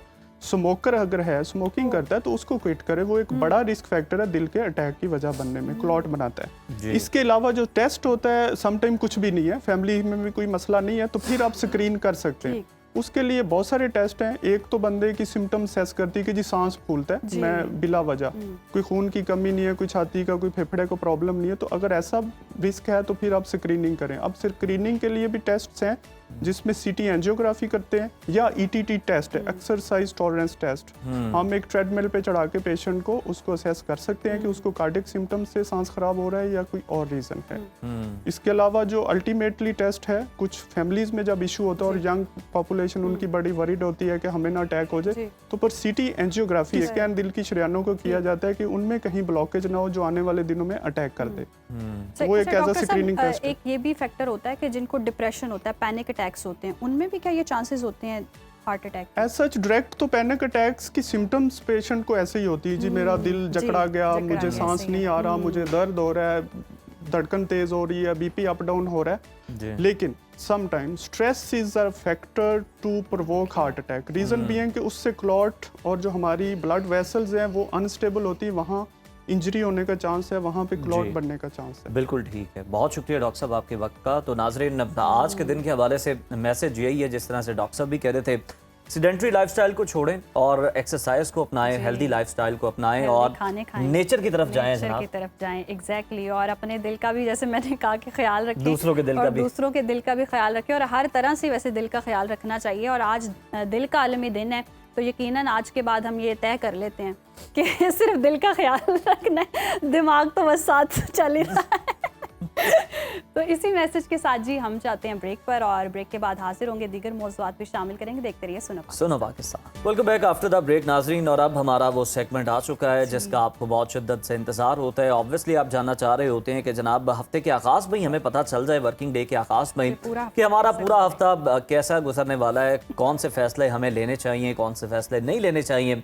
तो जनाब सितारों सैयारों की चाल हाल अहवाल बताने के लिए दाऊद अहमद दाऊद साहब हमारे साथ स्टूडियोज में मौजूद हैं। दाऊद साहब आपको खुश आमदीद कहते हैं। अगर आपके कार्ड सेट हो गए हो तो हम फिर एरीज से स्टार्ट कर लें आपकी इजाजत से, विद ड्यू रिस्पेक्ट। आपका शुक्रिया। बिलाशुबा हफ्ते का आगाज मंडे से जी, लेकिन आपकी जो गुफ्तगू से जब आगाज होता है तो वैसे ही पूरा वीक अच्छा गुजर जाता है। क्या बात है। एरीज बुर्ज हमल, याद रखिए कि इस वीक में 3 स्टार जैसे हैं जो बड़े फैसले करने जा रहे हैं, लेकिन आपकी एनर्जी कैसी रहेगी, काम कैसे होने जा रहे हैं और आपको क्या करना है। एरीज बुर्ज हमल वालों की इस वीक की स्टोरी ऑफ द वीक अगर हम 3 स्टार से 3 कार्ड से लें तो ये वीक आप लोगों के लिए ज़िंदगी बदलने का एक मौका हो सकता है। यहाँ पे अपॉर्चुनिटीज़ हैं, कामों में पॉजिटिव तब्दीली है, आगाज़ है, बेहतरीन आगाज़ है, आपके माली मामला, रूहानी मामला सब में हेल्प आएगी। क्या बात। जॉब और बिजनेस, नेगेटिविटी को दूर भगाना है, पॉजिटिविटी के साथ रहना है। मोहब्बत की बात करें तो लड़ाई झगड़े से बचना है। हेल्थ की बात करें आप लोगों की तो बेहतरीन सेहत है। एजुकेशन के मामला थोड़े से जो है फोकस को बेहतर कीजिएगा। या हय्यू या क़य्यूम का वेद और मून एनर्जी का मैसेज है, अपनी अना को अपने रास्ते में ना आने दें। टॉरस वालों की इस वीक की स्टोरी ऑफ द वीक, बुर्ज सौर क्या करने जा रहे हैं इस वीक में। अच्छा जी, बहुत पॉजिटिव खबरें हो सकती हैं यहाँ पे चेंज है किसी मामले से मुतल्लिका और ज़िम्मेदारियों का बहुत ज़्यादा बोझ नज़र आता है। अच्छा एंड कुछ चेंज, ये चेंज पॉजिटिव है या नेगेटिव, तो ये चेंज पॉजिटिव है। यहाँ पे कोई एग्रीमेंट साइन हो सकता है, कोई बड़ा मामला आपकी ज़िंदगी में आ सकता है। जॉब और बिजनेस की बात करें तो पुरसुकून तरीके से अपने मामलात को आप करेंगे। मोहब्बत की बात करें तो मोहब्बत में भी चेंज है, ये पॉजिटिव है या नेगेटिव, लेकिन ये पॉजिटिव है, गिवन एंड टेक चलेगा। और जनाब हेल्थ की बात करें तो सेहत बेहतरीन है। एजुकेशन के मामलात में प्रॉब्लम हो सकती है। या हय्यू या क़य्यूम का वेद और मून एनर्जी मैसेज दे रही है आपको, कोई भी चीज़ ऐसी नहीं है जो कि मुमकिन नहीं है आपके मुकद्दर में। जेमिनाई वालों की इस वीक की स्टोरी ऑफ द वीक की बात करें तो जेमिनाई वाले क्या करने जा रहे हैं। जनाब जेमिनाई वाले इस वीक में आगाज़ तो बहुत पॉजिटिव है, मैं समझता हूँ एस ऑफ कप मौजूद है, कामयाबी मिलेगी आप लोगों को। यहाँ पे कुछ मामला से मुतल्लिक़ आपको प्लानिंग की ज़रूरत है। तबीयत में कुछ थोड़ी सी उदासी रहेगी, ये उदासी क्यों रह सकती है। अच्छा यहाँ पे कुछ मामला से मुतल्लिक़ कन्फ्यूजन चल रही है माइंड में, उसकी वजह से थोड़ा सा परेशान है, लेकिन इसको आप कवर अप बहुत अच्छा कर सकते हैं। जॉब और बिजनेस की बात करें तो डेवल मौजूद है, इसलिए आपको यहाँ पे औज़ बिल्लाहि मिनश शैतानिर रजीम 21 मरतबा अपने कैरियर और जॉब में पढ़ना चाहिए। मोहब्बत की बात करें तो कामयाबी मिलेगी, आपके बड़ों के फैसले आपके लिए बड़ा ज़बरदस्त एनर्जी लेकर आएंगे। हेल्थ की बात करें, आप लोगों की सेहत डिस्टर्ब है, वॉक ज़रूर करें। और जनाब एजुकेशन के मामलात बेहतरीन है और पढ़ने के लिए सूरह नास, और यहाँ पे मून एनर्जी आप लोगों के लिए मैसेज दे रही है कि जीत के नताइज की पेशन गोई की गई है। कैंसर वालों की इस वीक की स्टोरी ऑफ द वीक, बातें कुछ अपने तक रख के बैठे हुए हैं कैंसर वाले इस वीक में। अच्छा, ये जो बातें रख के बैठे हैं बेहतर है अपने तक ही रखिए, अच्छा कर रहे हैं आप लोग। अच्छा, यहाँ पे क्वीन ऑफ कप भी मौजूद है। मैं समझता हूँ कि आप इस वीक में जिस काम में हाथ डालेंगे आपको कामयाबी अल्लाह की तरफ से ज़रूर मिलेगी, क्योंकि इस वीक में आपके लिए खुशियों का मंजर भी नजर आता है। जॉब और बिजनेस की बात करें तो पुराने काम कंसीरियन करें, कामों में बड़ी ज़बरदस्त हेल्प आएगी। मोहब्बत की बात करें तो मोहब्बत में कामयाबी, लेकिन हासदीन और आपके नाकदीन आपके ऊपर निगाह रख के बैठे हुए हैं। हेल्थ की बात करें तो बेहतरीन सेहत। एजुकेशन के मामलात में चेंज कुछ सब्जेक्ट का कर सकते हैं, और पढ़ने के लिए सूरह नास 21 मरतबा। और मून एनर्जी का मैसेज है अपने माजी को अपने ऊपर हावी ना होने दें, आगे बढ़े, हिम्मत करें। माजी रहने की जगह नहीं है। लियो वालों की इस वीक की स्टोरी ऑफ द वीक, तो लियो वाले इस वीक में किसी बात को दिल पर लेकर बैठे हुए डिस्टर्ब नजर आते हैं, थोड़ा सा डिस्टर्ब नजर आते हैं। अच्छा जी, आगाज से भी थोड़ा सा डिस्टर्ब, लेकिन 3 तलवारें हैं। डिसीजन ले रहे हैं इस वीक में, 2-3 ऑप्शंस आपके पास हैं, डिसीजन है, लेकिन डिटर्मिनेशन बहुत ज़बरदस्त है। अच्छा जी, किस बात को आप दिल पे लेके बैठे हैं? पुराने गुजरे वक्त की नेगेटिविटी, किसी ने शायद आपको डिस्टर्ब किया हो इस वजह से, या कामों में रुकावट रही हो।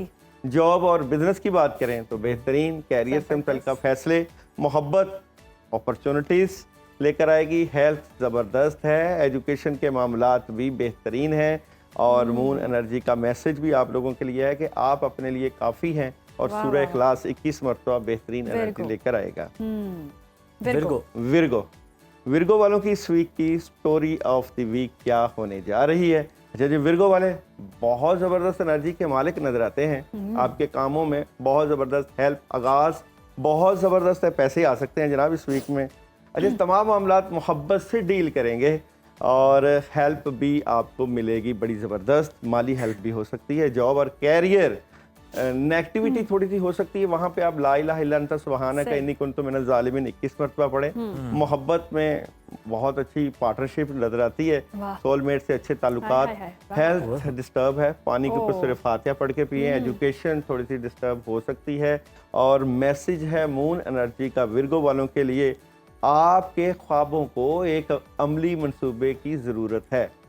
अमलियात अमल लिब्रा, हाँ, लिब्रा वालों की इस वीक की story of the week, Libra वाले क्या करने जा रहे हैं? अच्छा, लिब्रा वालों के लिए आगाज थोड़ा सा डिस्टर्ब है, मामलात में डिले है, कुछ परेशान है किसी बात को लेकर, बट यह है कि प्रेशर है ना, इस वजह से प्रेशर को रिलीज करें। लेकिन एंड ऑफ द वीक में थर्ड पार्टी सिचुएशन जैसे जुमा और हफ्ता अच्छी एनर्जी आपको मिलेगी। जॉब और बिजनेस में नेगेटिविटी रहेगी, नया काम नहीं शुरू करना इस वीक में। मोहब्बत में थोड़ा सा वेट करें अभी, हेल्थ में भी थोड़ा सा एहतियात करें, एजुकेशन में बैलेंस करने की कोशिश करें। ला हौला वला कुव्वता इल्ला बिल्लाह 313 मरतबा रोजाना। और मैसेज आपके लिए है, आप अपनी आरामदेह सोच से बाहर निकलें, कुछ मुख्तलिफ करें। स्कॉर्पियो वालों की इस वीक की स्टोरी ऑफ द वीक क्या होने जा रही है? अच्छा जी, मैसेज ही मैसेज है स्कॉर्पियो वालों के लिए इस वीक में, और अच्छे मैसेज हैं, कामयाबी है। अगर आप सोशल मीडिया से हैं या मीडिया से हैं या डॉक्टर हजरात हैं, तमाम के लिए अच्छी मदद है, और कोई नई ऑप्शन मिल सकती है। अगर आप आउट ऑफ कंट्री का प्लान कर रहे हैं तो ज़रूर जाने की कोशिश करें। जॉब ज़बरदस्त, बिजनेस भी ज़बरदस्त, मोहब्बत में कामयाबी, और हेल्थ ज़बरदस्त, एजुकेशन के मामलात में भी कामयाबी। और यहाँ पे हस्बुनल्लाह व निअमल वकील का वेद कम अज़ कम 21 मरतबा रोज़ाना, और आपके अज़म की जांच की जा रही है। मून एनर्जी आपको मैसेज दे रही है। सेजिटेरियस वालों की इस वीक की स्टोरी ऑफ द वीक की बात करें, सेजिटेरियस वाले क्योंकि गुरु और जुपिटर की एनर्जी, और इस वीक में इसमें पॉजिटिव तब्दीलियाँ भी आई हैं, तो 3 कार्ड की एनर्जी से आपके मामलात कैसे रहेंगे? तो जो तो तब्दीलियाँ हैं ये आपको थोड़ा सा वेट करवा रही हैं, एतवार नहीं करना, भरोसा नहीं करना, और सी एंड वेट के मामलात को लेकर चलना है। ओवर थिंकिंग से जरूर बचना है। जॉब कैरियर बैलेंस करेंगे, कोई एग्रीमेंट साइन होगा, लेकिन सोच समझ के सही। फैसला करना है। ठीक मोहब्बत में सुकून रहेगा और हेल्थ सेहत का ख्याल करना चाहिए। एजुकेशन ज़बरदस्त है और पढ़ने के लिए औज़-बिल्लाह का विर्द 100 टाइम। और मून एनर्जी का मैसेज है, बड़ा सोचें, अपना ध्यान ठीक करें, अच्छा सोचें। कैप्रिकॉर्न कैप्रिकॉर्न वालों की इस वीक की स्टोरी ऑफ द वीक क्या होने जा रही है? तो कैप्रिकॉर्न वाले किसी बात से मुतल्लिका डबल माइंडेड थे। किस बात से मुतल्लिका डबल माइंडेड हैं या थे? तो वो जनाब कुछ चेंज चाहते हैं अपने मामला से, अपने आप से लड़ रहे हैं, फाइट कर रहे हैं कुछ बड़ा करने के लिए, कुछ अच्छा करने की अच्छी कोशिश में। यहाँ पे आप अभी भी जिस पोजीशन पर हैं ठीक हैं, बट आपको समझ नहीं लग रही कि आपने आगे क्या करना है, किसकी चीज़ से समझ नहीं लग रही। कुछ अच्छी ऑप्शंस आपकी ज़िंदगी में आ रही हैं। इसलिए जॉब और बिजनेस की बात करें तो थोड़ा सा जो काम कर रहे हैं उसमें उदासी, कुछ चेंज नहीं है। मोहब्बत की बात करें तो कामयाबी है। हेल्थ डिस्टर्ब है, अपनी सेहत का ख्याल करें। और एजुकेशन बेहतरीन, पढ़ने के लिए ला हौला वला कुव्वता इल्ला बिल्लाह 41 टाइम। और मैसेज है आप लोगों के लिए, जिन जवाबात की आपको जरूरत है वो आपको मिल रहे हैं इस वीक। एक्वेरियस वालों की इस वीक की story of the week, pressure ले रहे हैं, जज्बाती नजर आते हैं और स्ट्रेट फॉरवर्ड फैसले। गुस्सा कंट्रोल करें, प्रेशर आप जितना लेते हो उतना ही आपके लिए मसला बनेगा। जॉब बेहतरीन, बिजनेस में भी कामयाबी, मोहब्बत में बातें अपने तक। और जनाब हेल्थ ज़बरदस्त, एजुकेशन के मामला भी स्ट्रॉन्ग और पढ़ने के लिए या जल जलाली वाली इकराम। और मून एनर्जी का मैसेज है, एक नया आगाज हो रहा है। लास्ट वन पाइसिस वालों की इस वीक की स्टोरी ऑफ द वीक क्या होने जा रहा है पाइसिस वालों के साथ? तो जनाब पाइसिस वाले बेहतर पोजीशन पर बैठे हैं, लेकिन याद रखिए आपके इर्द गिर्द के लोग आपको नुकसान पहुंचाने की कोशिश कर सकते हैं।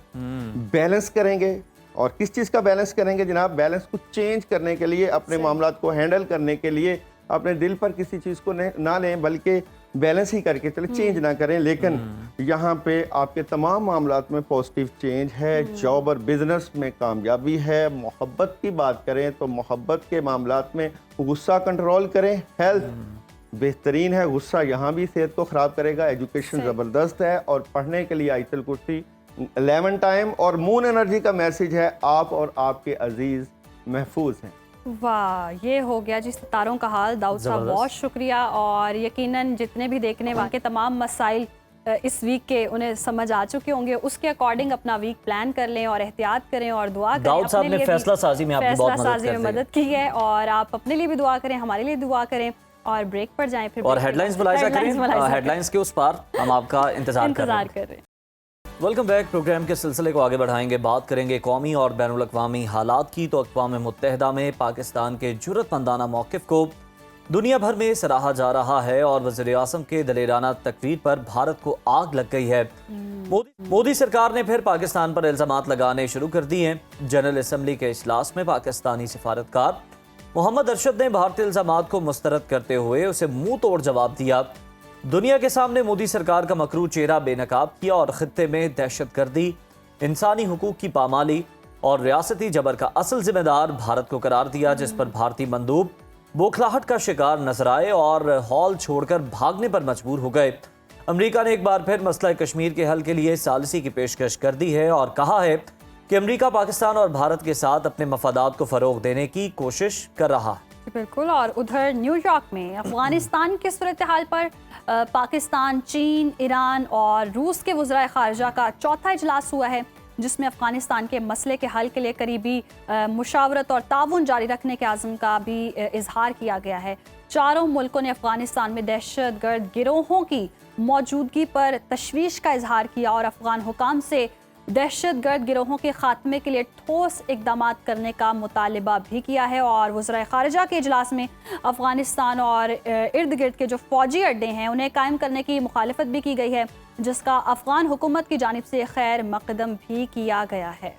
उधर गजा जंग के खात्मे के लिए अमरीकी सदर के 21 निकाती मनसूबे के निकात भी सामने आना शुरू हो गए हैं। मनसूबे के मुताबिक फ़लस्तीनियों को गजा में ही रहने की तरगीब दी जाएगी और मुस्तक़बिल में फ़लस्तीनी रियासत के क़याम की राह हमवार की जाएगी।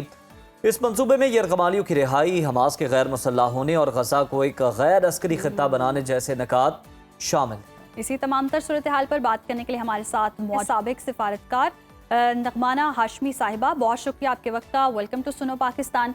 सबसे पहले तो ये बताइएगा कि अमेरिका की जानिब से गजा जंग के खात्मे के लिए एक निकाती प्लान पेश कर दिया गया है, मसला फ़लस्तीन के हल के लिए प्लान कितना काबिल अमल है और कितना मौसर है? सबसे पहले तो बहुत शुक्रिया मुझे अपने प्रोग्राम में मदऊ करने का। जहाँ तक गाज़ा का प्लान है तो वो एक 21 नुकाती प्लान जो है वो पेश किया गया है, जिसके चंद नुकात आपने भी अभी बताए। लेकिन बेसिकली अगर आप बहुत गौर से देखें तो इसमें जो मेन मसला है वो ये है कि फिलफौर 2 रियासती जो एक हल है उसकी तरफ जाया जाए और फ़लस्तीनी रियासत का क़याम हो जो कि कंटिग्युअस टेरिटरी हो और जिसका जो कैपिटल है वो अल-कुद्स शरीफ हो। तो ये तो और उसके बॉर्डर्स जो हैं वो प्री 67 वाले जो बॉर्डर्स हैं वो हों, तो उसकी तो बातचीत की ही नहीं जा रही। इस पूरे प्लान में देखें उसको मुअख्खर करने की बात हो रही कि पहले सारा कुछ हो जाए, फिर जो है वो ये सब कुछ होने के बाद 2 रियासती हल की तरफ मामला जाएगा। ये जो अमेरिका का प्लान है ये इस वक्त इंटरनेशनल कम्युनिटी की जो विल है और जो फ़लस्तीनी चाहते हैं उनके यकसर मुखालिफ है, क्योंकि अमेरिका इस वक्त ये चाह रहा है, इजराइल भी यही चाह रहा है कि इस खित्ते को एक बहुत बड़ा वेस्टर्न अड्डा बना दिया जाए। क्योंकि इसके अगर आप 21 नुकात पढ़ें तो वो उसमें कहते हैं कि जी जो उनका नॉर्थ वेस्ट का इलाका है गज़ा का, उसमें तो ट्रंप का रिवियरा बनेगा और जो नॉर्थ ईस्ट का है उसमें एलोन मस्क के जो हैं वो आईटी के और टेक्नोलॉजी के पार्क्स लगेंगे और टेस्ला की कंपनियां लगेंगी। वहाँ पे वो कह रहे हैं जो गज़ा की पोर्ट है उसको एक इंटरनेशनल पोर्ट बनाया जाएगा जिसपे नेचुरली अमेरिकन काबिज होंगे। फिर कहा जा रहा है एक नया एयरपोर्ट बनाया जाएगा गज़ा का, जो भी वो भी इंटरनेशनल होगा। इसी तरह वो उसको इसराइल और फ़लस्तीन को एक कनेक्टिविटी हाईवेज के तरफ लेके जाना चाह रहे हैं। तो ये तो बिल्कुल ऐसे है कि जैसे आप फ़लस्तीन पे पहले कब्जा कर लें, फिर कहें कि जी 5 साल इसको इंटरनेशनल जो है वो एक एडमिनिस्ट्रेशन इसको वो करेगी, सुपरवाइज करेगी, जिसका उन्होंने कहा भी है कि ये टोनी ब्लेयर उसके शायद हेड होंगे, जिसपे टोनी ब्लेयर ने मुखालफत भी की है कि जी वो बिल्कुल इस बात के हामी नहीं है कि किसी हाल में भी फ़लस्तीनियों को बेदखल किया जाए। तो मेरे नाकिस राय में तो ये प्लान बेसिकली गाज़ा को एनेक्स करके और वहाँ पे एक बहुत बड़ा अपना फौजी अड्डा और अपना एक बहुत बड़ा इंफॉर्मेशन और इंटेलिजेंस नेटवर्क बना के पूरी गज़ा की हैयत को चेंज करते हैं।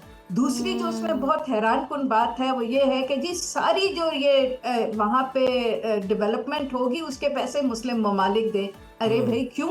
तबाह इजराइल करे, तबाह आप लोग करें, रीबिल्ड हम करें, ये तो कोई बात नहीं है। बिल्कुल दुरुस्त है कि फ़लस्तीनी हमारे भाई हैं, गज़ा के साथ हमें बहुत मोहब्बत है और सारे मुस्लिम ममालिक नेचुरली फ़लस्तीनियों की इमदाद करेंगे, उनके लिए जो हो सकता है करेंगे। लेकिन जो इस कदर का नुकसान वहाँ पे हुआ है, जानी नुकसान का तो खैर भूल ही आप जाए, इतना ज़्यादा हुआ है कि उसका तो कोई पे बैक नहीं है। लेकिन जो मटीरियल नुकसान इतना हुआ है वो तो जो इजराइल और वेस्टर्न फोर्सेस है उन्हें पूरा करना चाहिए। अब देखिए फॉर एग्जांपल वहाँ दुनिया का सेकंड ओल्डेस्ट चर्च जो है उसको उन्होंने तबाह कर दिया और बेतहाशा और चर्चेस को तबाह किए हैं, हिस्टोरिकल बिल्डिंग्स को तबाह किए हैं। तो ठीक है जो मसाजिद तबाह हुई हैं जो वो OIC दे दे, लेकिन जो चर्चेस की इतने तबाह हुए हैं वो तो कम से कम वेटिकन से ले। मैं जाती तौर पे मुझे इस 21 जो नुकात का प्लान पेश किया गया है उसमें कोई भी जो है वो फ़लस्तीन या गज़ा की बेहतरी नजर नहीं आ रही। जब तक 2 रियासती हल नहीं होगा, वो एक सॉवरन स्टेट नहीं होगी, उसकी फिर सॉवरन स्टेट की आप मदद करें। That is a different story. लेकिन ये नहीं हो सकता कि वहां आप एक इंटरनेशनल गवर्नमेंट लगा के और सारी उनके मिनरल्स पे भी, और 5 साल बहुत बड़ा वक्त, बिल्कुल, आप सब कुछ अपने हाथ में रखें, सुपरवाइज करें, सारे आप कंट्रोल जो है वो आपके पास हो। तो नगमाना साहिबा, ये जो बातें हो रही हैं मसला फ़लस्तीन के 2 रियासती हल पर बड़ा जोर भी दिया जा रहा है, बात भी की जा रही है, क्या जो मुल्क 2 रियासती हल पर जोर दे रहे हैं, क्या वो फ़लस्तीन और इसराइल दोनों को अलग अलग रियासत तस्लीम करेंगे? क्या हो सकता है इसमें मुमकिना तौर पर? देखिए, ये जो 2 रियासती हल है, ये कोई आज की बात तो नहीं है, ये तो ऑस्लो अकॉर्ड्स में था, तो 20-25 साल इस बात को हो गए कहते हुए। सही। तो ये 2 रियासती हल तो पूरी दुनिया में एक्सेप्टेबल सॉर्ट ऑफ है, सिर्फ अमेरिका और इसराइल ही उसके खिलाफ है ना। आपने देखा यूरोप ने भी सारे ने अब तकरीबन पैलेस्टीनियन स्टेट को एक्सेप्ट कर लिया है। फ़लस्तीन जो है वो भी, जो पैलेस्टीनियंस हैं वो भी इस बात को अब एक्सेप्ट करते हैं कि चलो जी 2 रियासतें बने तो सही ना। तो लेकिन ये है कि ये जो प्लान है ये उसको टोटली मुझे नेगेट करता हुआ नजर आ रहा है। तो 2 रियासती हल ही एक वो वाहिद रास्ता है जिस पे अगर चले तो वो एक किसी आप अच्छी सिमत में जाएंगे, और फ़लस्तीनियों के लिए एज आई सेड, एक दफा उनकी सॉवरेन स्टेट हो जाए और उसकी एक कॉन्टिग्युअस टेरिटरी हो जिसपे पैलेस्टीनियन खुद डेमोक्रेटिकली अपनी गवर्नमेंट सिलेक्ट करे, अपनी पार्लियामेंट इलेक्ट करे, और उसके बाद जो भी उनकी आपने रिकंस्ट्रक्शन करनी है, डेवलपमेंट करनी है, इकोनॉमिक जोन्स बनाने हैं, वो फिर फलस्तीनियों के प्लान के साथ मिलके आप उसको डफटेल करें। ये नहीं हो सकता कि पहले कब्जा कर लें और उसके बाद कहें जी फिर इससे जो है वो 2 रियासती हल निकलेगा। ये तो बिल्कुल ही पहले उनको जकड़ के उनका सारा कुछ चीजों पे कब्जा कर लें, 5 साल में उनके सारे मिनरल्स निकाल के ले जाए, और उसके बाद फिर कहें कि जी आए अब हम और टूटे पजे एक इलाके को 2 रियासती हल की तरफ लेके जाते हैं। ऑलरेडी अभी इजराइल देखें वो तो वेस्ट बैंक के एरियाज भी जो है उनको टारगेट कर रहा है, जो एरियाज जॉर्डन के पास है उन पे भी उसकी नजर है, सीरिया के कुछ इलाकों पे नजर है, लेबनान के इलाकों पे नजर है, और सऊदी अरेबिया के कुछ इलाकों को भी अपनी ग्रेटर इसराइल के जो उनका मैप है उसमें वो शामिल करते हैं। तो ये तो बिल्कुल अगर इस 21 नुकाती प्लान के सारे नुकात मान के और इस तरफ जाया जाए तो सॉरी टू से ये तो एक फाशिस्ट और एक जो बिल्कुल ही यानी कि 2 रियासती हल यही इसी तरह ही मुमकिन है कि फ़लस्तीन के प्लान के मुताबिक भी चला जाए। दूसरी तरफ नगमाना साहिबा, अक़वाम मुत्तहिदा की जनरल असम्बली के इजलास में वज़ीर आज़म ने मसला फ़लस्तीन को उजागर किया है और कश्मीर पर उन्होंने बड़ी जुर्रतमंदाना मौक़िफ़ पेश किया है, तकरीर की है, जिसे खूब सराहा जा रहा है। तो पाकिस्तान का ये दरेलाना जो मौक़िफ़ है मासूम फ़लस्तीनियों और कश्मीरियों के लिए कितना मौसर साबित हो सकता है? जहाँ तक प्राइम मिनिस्टर साहब की तकरीर का ताल्लुक है तो पिछले साल भी उन्होंने बड़ी अच्छी तकरीर की थी, लेकिन इस दफ़ा तो प्राइम मिनिस्टर की बॉडी लैंग्वेज, कॉन्फिडेंस और उन्होंने जो बिल्कुल दो टोक अंदाज में जो हमारी इस वक्त हमारी स्ट्रेंथ है, हमारा पॉलिटिकल स्टेबिलिटी, हमारी इकोनॉमी बेहतर जाना, हमारा इंडिया से जो हमने इतना मार्का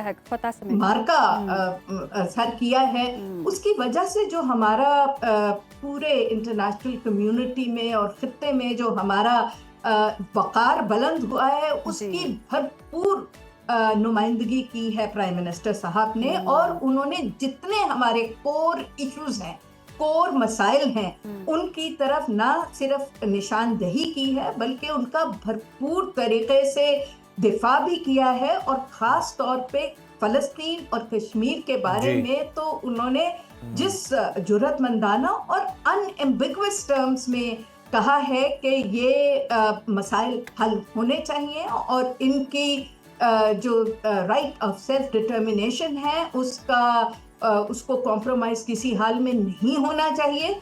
और इसी के साथ साथ जिस तरह का जुल्म और जबर और बर्बरियत जो है वो मोदी हुकूमत कर रही है और जिस कदर का वहाँ इंजीनियरिंग हो रही है, डेमोग्राफिक इंजीनियरिंग हो रही है, जिस तरह से बेदखल कश्मीरियों को किया जा रहा है, उसी तरह ये हो रहा है जैसे इसराइल गजा से पैलेस्टीनियंस को बेदखल कर रहा है या वेस्ट बैंक से अब बेदखल करने की तरफ जा रहा है। तो ये किसी हालत में पाकिस्तान को मंजूर नहीं है और पाकिस्तान हमेशा की तरह डिप्लोमेटिकली, पॉलिटिकली और मॉरली कश्मीरियों के साथ खड़ा है और इस मसले का जल्द अज जल्द होना चाहिए। इसी तनाजुल में उन्होंने जो प्रेसिडेंट ट्रम्प ने एक दफा फिर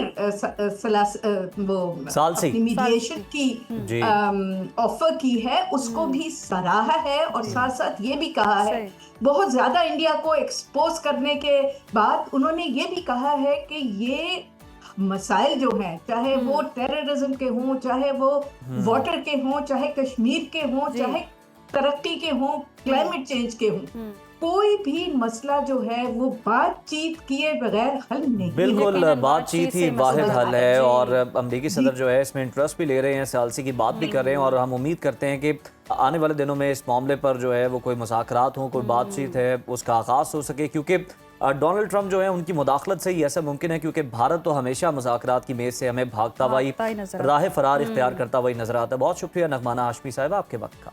और उज़ैर, हम बात कर रहे थे पहले 29 सितंबर दिल का जो आलमी दिन मनाया जा रहा है, आज एक और आलमी दिन है और वो मामलात देखकर ना दिल दहल जाता है यकीनन किसी सेंसिबल बंदे का। तो वो दिन है जी, दुनिया भर में आज खुराक के नुकसान और ज़िया से मुतालिक आगाही का आलमी दिन मनाया जा रहा है। अक़वाम मुत्तहिदा के मुताबिक जी दुनिया की 1/3 आबादी जो है वो ग़िज़ाई अदम तहफ़्फ़ुज़ का शिकार है। और हम यहाँ पर देख लें जो सूरत हाल हमें नज़र आती है, शादियों में बुफे सिस्टम चलता है और खाने पे ऐसे झपटते हैं और प्लेटों पे ऐसे हमने पहाड़ियाँ बनाई होती खानों की कि जैसे बस ये इसके बाद कहत आ जाना है, खाना मिलना नहीं है। और इतना खाना प्लेटों में बचा होता है कि हम देखते हैं कि उन ज़ाया खाने में या जो प्लेटों में खाना बचा होता है उससे भी 2-3 और शादियाँ करवाई जा सकती है आराम से, जितना खाना ज़ाया होता है। बात तो आपकी ठीक है। और अगर आप रेस्टोरेंट्स में भी चले जाएं जहाँ पर बुफे सिस्टम है, आप देखें कि लोग इतनी खाने की नाकदरी कर रहे होते हैं, मतलब आप वो चीज़ें अपनी प्लेट में ऐड कर रहे होते हैं जो आपने खानी नहीं होती और फिर वो अल्टीमेटली डस्टबिन में जाती हैं। तो ऐसे लोगों पे भी जो है ना वो कुछ एक्स्ट्रा पैसे जो है वो डालने चाहिए। कुछ रेस्टोरेंट्स की पॉलिसी भी है फूड ज़ाया करने पे, वो पर ग्राम आपको चार्ज भी करते हैं, जो कि होना भी चाहिए।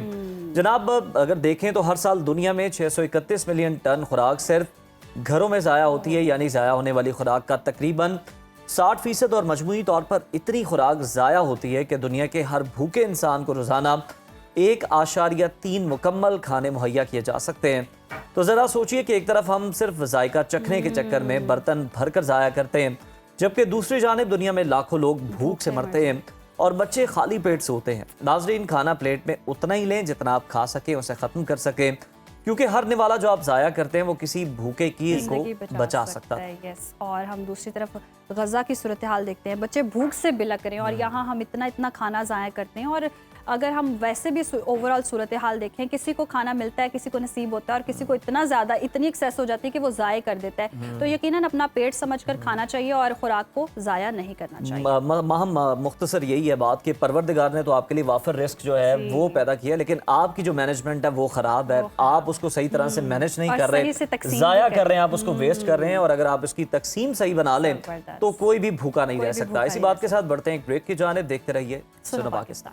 वेलकम बैक नाज़रीन। और सुबह का वक्त हो और नाश्ते की बात ना हो ऐसा मुमकिन नहीं। और हम देख रहे हैं कि आहिस्ता आहिस्ता मौसम बदल भी रहा है, खुनकी ने दस्तक दे दी है और अब हमें अपनी खुराक में भी तब्दीली लाने की ज़रूरत है, क्योंकि नाश्ता जो है वो सुबह की पहली ग़िज़ा होता है जो ना सिर्फ जिस्म को बल्कि तवानाई देता है, बल्कि इसके साथ साथ दिमाग को भी तेज़ रखता है। तो सर्दियों में जी ऐसा क्या खाना चाहिए जिससे हम तवाना भी रहे, हमारा जिस्म भी जो है वो ताकतमंद रहे और जहन भी हमारा बहुत अच्छे से चले। मगर हम अक्सर देखते हैं कि सुबह के वक्त हम नाश्ता मिस कर देते हैं, क्योंकि हमें बड़ी आलसी होती है, सुबह सुबह सर्दी लग रही होती है, हम कहते हैं बस नाश्ता ना करें और नाश्ता खाए बगैर हम चले जाते हैं और उसके बाद हमें थकन महसूस होती है, कमज़ोरी महसूस होती है और नकाहत महसूस होती है। तो सुबह के वक्त का नाश्ता जी आज हम डिस्कस कर रहे हैं कि क्या होना है। और आज के शो में हम यही डिस्कस करेंगे कि नाश्ता जहाँ पर करना चाहिए वहीं पर सवाल ये पैदा होता है कि बैलेंस नाश्ता आपका क्या होना चाहिए, मुतवाज़न आपका ब्रेकफास्ट किस तरह का होना चाहिए जो कि आपके मसल्स को भी एनर्जी दे, और कौन से ग़िज़ाई अज्जा हैं जो कि सबसे ज़्यादा मुफीद हैं, और अगर जो लोग नाश्ता नहीं कर रहे सेहत पर क्या असरात उनकी मरतब हो सकते हैं। इसी अहम टॉपिक पर डिस्कशन कर लेते हैं। हमारे साथ मौजूद है माहिर तिब फरहान हनीफ साहब। हाफिज़ साहब, वेलकम टू सुनो पाकिस्तान। हाफिज़ साहब, मौसम की तब्दीली के साथ हमारी खुराक भी अब बदलनी चाहिए, इसमें नाश्ता कितना इंपॉर्टेंट रोल जो है वो प्ले करता है? क्योंकि हमेशा से हम देखते हैं कि वो कहते हैं जी सर्दियों में ये खुराकें होनी चाहिए, गर्मियों में ये भी ठीक है, और क्या होना चाहिए उसमें? बिल्कुल ऐसा ही है, मौसम के लिहाज से ही नाश्ता होना चाहिए और नाश्ता इंसान के लिए बहुत ज़्यादा ज़रूरी है। अक्सर जो पेशेंट आते हैं, ख़ास करके मेरी बेटी बहनें सुबह नाश्ता करके नहीं जाती, जब कॉलेज या यूनिवर्सिटी जाती हैं 10-11 बजे फिर पता चलता है कि उनका बीपी लो हो गया है, बेहोश हो रही हैं। उसकी बुनियादी वजह ये होती है कि जब आप सुबह नाश्ता नहीं करके जाते तो दिमागी तौर पे भी, आसाबी तौर पे भी आपके अंदर कमज़ोरी पैदा हो जाती है। तो ऐसा नाश्ता हम बताएंगे जो आप सर्दियों में ख़ास करके, वो ऐसा नाश्ता है जो ऐसे मेरे भाई जो तबलीग के लिए जाते हैं या किसी आप जैसे ऑफिस में आते हैं यहाँ पे स्टूडियो में, तो आप सुबह टाइम थोड़ा होता है, जल्दी में बंदा 2 चम्मच खाए, दूध पिए और आ जाए, और एनर्जी भी इतनी हो कि दोपहर तक वो अच्छे तरीके से वर्क कर सके। अच्छा हाल है। और ये बड़ा सादा सा जो हमारे आबा अजदाद नाश्ता करते थे वो है जो तिब में बड़ा मकबूल है, और इसे हम तिब्बी नाश्ता के नाम से इसे बना के रखते हैं। अच्छा, इसमें करना क्या है, ये चारों गूंदे हैं। ये पहले हाँ लोग वो पंजीरी बनाते थे, उसमें लाजमी डालते थे, ये यूज़ होता है कमर दर्द के लिए, पट्ठों के लिए। उसके बाद ये फूल मखाने हैं, ये भी कमर दर्द के लिए, पट्ठों के खिंचाव के लिए, नकाहत के लिए, कमज़ोरी के लिए बेहतरीन चीज़ है। अच्छा, 50 ग्राम ये ले लें, 50 ग्राम ये ले लें, और उसके बाद इसमें भुने चने ये तकरीबन 100 ग्राम ले लें। सही। उसके बाद इसमें हमने करना है खशखाश भी हम डाल सकते हैं, सूजी भी डाल सकते हैं, 2 चीज़ें होती हैं। अब कुछ लोग सूजी डालना चाहते हैं, सूजी डाल लें, कुछ खशखाश डालना चाहते हैं, खशखाश, ये 1 पाव ये डाल लें। अच्छा, ये सारी चीज़ें ना आपने हल्की हल्की फ्राई करके ना देसी घी में, तो आपने ये रखी जानी है। उसके बाद आपने मगजियात लेनी है, जिसमें बादाम की गिरी ले लें आप 200 ग्राम, उसके बाद 100 ग्राम ले लें मगज़ अखरोट, ठीक है, और उसके बाद इसके साथ आप ले लें काजू सादा वाला 100 ग्राम, और ये गिरी खोपा ये भी 100 ग्राम, और उसके बाद आपने मगज़ पिस्ता ये ले लेना है 100 ग्राम। अब ये सारी चीज़ें आपने हल्की हल्की देसी घी में फ्राई करनी है, रोस्ट करनी है। उसके बाद सारी चीज़ें ये जो खुशक चीज़ें हैं इनको आप ग्राइंड कर लें अच्छी तरह, और बाकी चीज़ें कूट ली हैं वो भी ग्राइंड कर ली जाए। अब ये आपका सारी चीज़ें तैयार हो गई हैं। कुछ लोग इसे पसंद करती हैं वैसे ही मीठा, आप इसका क्या, जितनी ये चीज़ें हैं ना उसके मुताबिक आप उतना ही मीठा डाल लें, जितना वेट ये सारी चीज़ों का इतना मीठा डालना है। मीठे में बिल्कुल, मीठे में आप शहद डाल सकते हैं, माजून टाइप बना सकते हैं, चीनी भी डाल सकते हैं, देसी शक्कर भी डाल सकते हैं।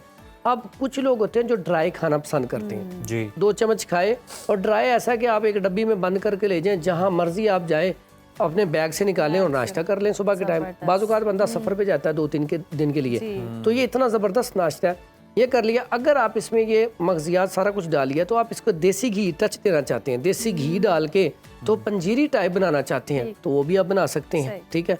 तो ये इतना ज़बरदस्त नाश्ता आपके लिए पट्ठों की कमज़ोरी को ख़त्म करता है, नकाहत कमज़ोरी को ख़त्म करता है, खून की सर्कुलेशन को बेहतर करता है, अगर किसी के अंदर खून की कमी है उसको पूरा करता है, और इसके अलावा जिनके ओवरऑल पूरी बॉडी के लिए बेहतरीन चीज़ है, एनर्जी पैदा करता है। अब इसके साथ साथ कुछ ऐसे भी पेशेंट होते हैं जिनको कमज़ोरी नकाहत बहुत ज़्यादा रहती है स्टमक की वजह से। अब अगर स्टमक की वजह से भूख ही नहीं लगती, पूरा दिन वो बैठे रहते हैं, खाया ही कुछ नहीं जाता, उनके लिए बड़ी बेहतरीन और सादा सी चीज़ है सौंफ, अजवाइन और काला नमक। ये देखें इतना सादा सा नुस्खा, ये तीनों चीज़ें घर पड़ी होती हैं जी। 3 चीज़ें ले लें। अब देखें जितने भी बीमारी हैं उसकी इब्तिदा गट से, स्टमक से ही होती है जी। जब स्टमक से होती है तो स्टमक का इलाज करना चाहिए। अगर उसे भूख सही लगेगी, अच्छे तरीके से खाना खाएगा, तो एनर्जी लेवल खुद ब खुद बेहतर हो जाएगा, थकावट नहीं होगी, फिट रहेगा। उसके लिए 50 ग्राम अजवाइन ले लें, 50 ग्राम सौंफ ले लें, अगर ब्लड प्रेशर हाई नहीं रहता तो 50 ग्राम ही काला नमक ले लें। इतना ज़बरदस्त ये चूरन बनता है। ये 1 ग्राम अगर बच्चा है, बड़ा है तो 2 ग्राम या 3 ग्राम खाने के आधे घंटे बाद इस्तेमाल कर लिया ताज़ा पानी के साथ। भूख इतनी जबरदस्त लगेगी कि आपको किसी अच्छा और हकीम चीज़ साहब, की आपने जरूरत ये नहीं। सुना होगा, आपने भी देखा होगा इस तरह की वीडियोस, कुछ लोग जो हैं वो डाइट प्लान जब दे रहे होते हैं तो वो ये बातें कर रहे होते हैं कि आप नाश्ता ना करें, जितनी देर तक आप चल सकते हैं आप उतनी देर तक चलें, गुजारा करें नाश्ते के कॉफी बगैर, पर गुजारा करें, हाँ, या जो भी आप इस तरह से कर लें। तो जिस तरह से हम बात कर रहे हैं कि ये सिर्फ हमारे बॉडी के लिए नहीं बल्कि हमारे आसाब के लिए, हमारे दिमाग के लिए बड़ी ज़रूरी है डाइट। सर, तो इन बातों को आप किस तरह से देखते हैं? सर नाश्ता जो है ना, पहले हमारे जो बुजुर्ग थे वो कहते थे नाश्ता बादशाहों वाला, की तरह, यस, ठीक है, दोपहर का खाना वजीरों वाला, रात का फकीरों वाला। लेकिन आज भी वही कुलिया है, लेकिन आज ऐसे लोगों के लिए बादशाहों वाला नाश्ता नहीं है जो सिर्फ जाके बैठे ही रहते हैं। सही। जो वर्किंग करते हैं उनके लिए है, उन्होंने पूरा दिन काम करना है। अब ये चीजें जब आप खा के दोपहर जाके जब भूख लगे उस वक्त खाना खाएंगे तो आपके अंदर ये डाइजेस्ट होती है। हम क्या करते हैं, खाना खा लेते हैं अच्छी चीजें, जब तक वो डाइजेस्ट नहीं होंगी, हजम नहीं होंगी, आपको फायदा नहीं करेगी। दूसरी बात, आप देखें ना आज के दौर में नींद पूरी नहीं करते लोग, नींद की वजह से पूरा दिन फिर अच्छा नहीं गुजरता, चिड़चिड़ापन, जिद, बहुत सारी लड़ाइयों की वजह है कि नींद का ना पूरा होना। अब हमें ना लोग कहते हैं नशा, नशा क्या है? अब मोबाइल भी नशा है। आप वो रील्स देखते हैं, बार बार देखते, अब वो आपका जो दिमाग है ना वो इतना उसके ऊपर चला जाता है। अगर आपका वो थोड़ी देर के लिए मोबाइल पकड़ लिया जाए ना तो आपके अंदर गुस्सा, चिड़चिड़ापन, जिद पैदा हो जाएगी। तो मैं समझता हूँ लोगों की जो ज़हनी सलाहियत है वो कमज़ोर हो रही है। इस तरह के नाश्ते करें, नींद पूरी करें, नींद के लिए बड़ा ज़बरदस्त सा नुस्खा, नींद पूरी होगी आपके ऑर्गन फिट होंगे। तो देखें ना, आप 2-3 दिन से सोए ना हो तो आपके हाथ भी अच्छे तरीके से काम नहीं करते। तो नींद अच्छी लेना ज़रूरी है और नींद आजकल लोगों को नहीं आ रही, तो उसके लिए एक बड़ा प्यारा सा नुस्खा है। उसमें ये है काहू, और उसके बाद ये खशखाश है हमारे पास, ये उसके बाद ये है जी बादाम की गिरी। ये ऐसी चीज़ें हैं जिनके बेहतरीन नताइज हैं इसमें कि इससे ना ज़बरदस्त किस्म की नींद आएगी।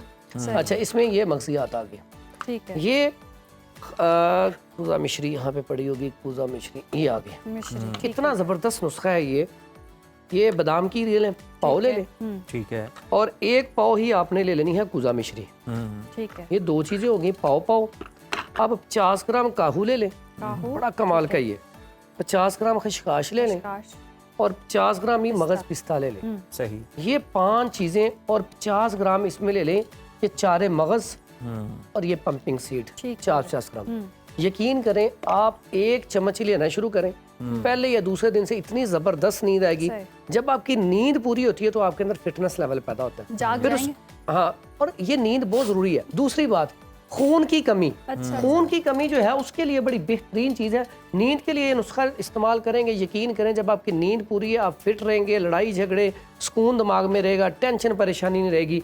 उसके बाद बहुत सारे लोग हैं जिनको खून की कमी की वजह से नकाहत कमजोरी होती है, चलना फिरना, नकाहत, सुस्ती, काहली, उनके लिए ये हीरा कसीस आम मिल जाती है मार्केट से, ये ठीक है, ये केमिकल टाइप होती है।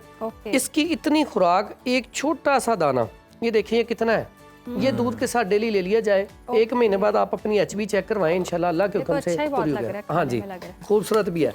उसके बाद ये 7 दाने मुनक्के के रात को भिगो दें और इसका सुबह पानी फेंक दे, ये मुनक्का आप चबा लें। यकीन करें आप HB लेवल आपका जितना भी कम है वो पूरा हो जाएगा। खून की कमी यानी कि भी दूर इतना करता है। जबरदस्त। ऐसे भी होता है कि समटाइम्स सुबह में नाश्ता नहीं किया तो पूरा दिन आप इस तरह से डिस्टर्ब हैं कि आपको भूख ही नहीं लगती, ये वो नाश्ता ना करने की वजह से, नाश्ता ना करने की। अच्छा, कैसी बात है, आप ज्यादा खाना खा लेती हैं तब भी मसाइल पैदा होती हैं, अगर नहीं खाते तब भी, अगर नहीं खाते तो उससे खुश्की पैदा होगी, ड्राइनेस पैदा होगी, कब्ज पैदा होगी। ज्यादा खाने से भी, जैसे कुरान मजीद में कुलू वशरबू वला तुसरिफू, खाओ पियो लेकिन हद से तजावज ना करो।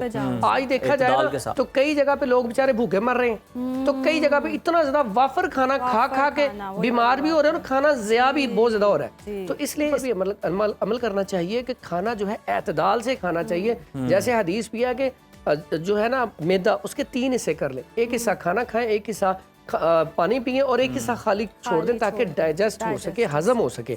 तो हमारे यहाँ ये बहुत बड़ा मसला है आजकल कमर दर्द के लिए, और ये एक बड़ा जबरदस्त किस्म का नुस्खा। आपके पास चने घर में बुने पड़े हों, छिलके वाले हों या सादा हों, यकीन करें कमजोरी के लिए, नकाहत के लिए, अगर आप असर के टाइम पे सिर्फ इतने से चने ले लें और 1 गिलास दूध ले लें, आपके पट्ठों में ताकत, जिस्म में ताकत, जैसे कहते हैं ना, ये घोड़ों की खुराक है, घोड़ा कर देती है जिस्म में, पट्ठों में ताकत आ जाती है और कमजोरी निकाहत दूर हो जाती है। इसी तरह ये फुल मुखाने जो बच्चे कहते हैं इनका कद नहीं बढ़ रहा, कमजोरी है, सुस्ती काली है, जिस्म फरबा नहीं हो रहा, सिर्फ कमर में दर्द रहता है, औरतें कहते हैं थकी जिस्म हर टाइम थका थका रहता है, सिर्फ 2 से 3 लोग आजकल हाँ बड़ा जी, इसको यूज कर रहे 2 हैं। से 3 दाने रात को दूध में भिगो दें, फूल मखाने तो सुबह बहुत इस्तेमाल ज्यादा करें। यूज हो रहे हैं आजकल। यकीन करिए इसका रिजल्ट भी बहुत अच्छा है। ये अगर लेकिन इसमें एतदाल, मैं बार बार इतना ज्यादा इनको इस्तेमाल नहीं करना कि आपका कोलेस्ट्रॉल बढ़ जाए, ट्राइग्लिसराइड बढ़ जाए। सिर्फ इसी पे नहीं ना जीना शुरू कर देना। हाँ, इसी पे जीना शुरू कर दे।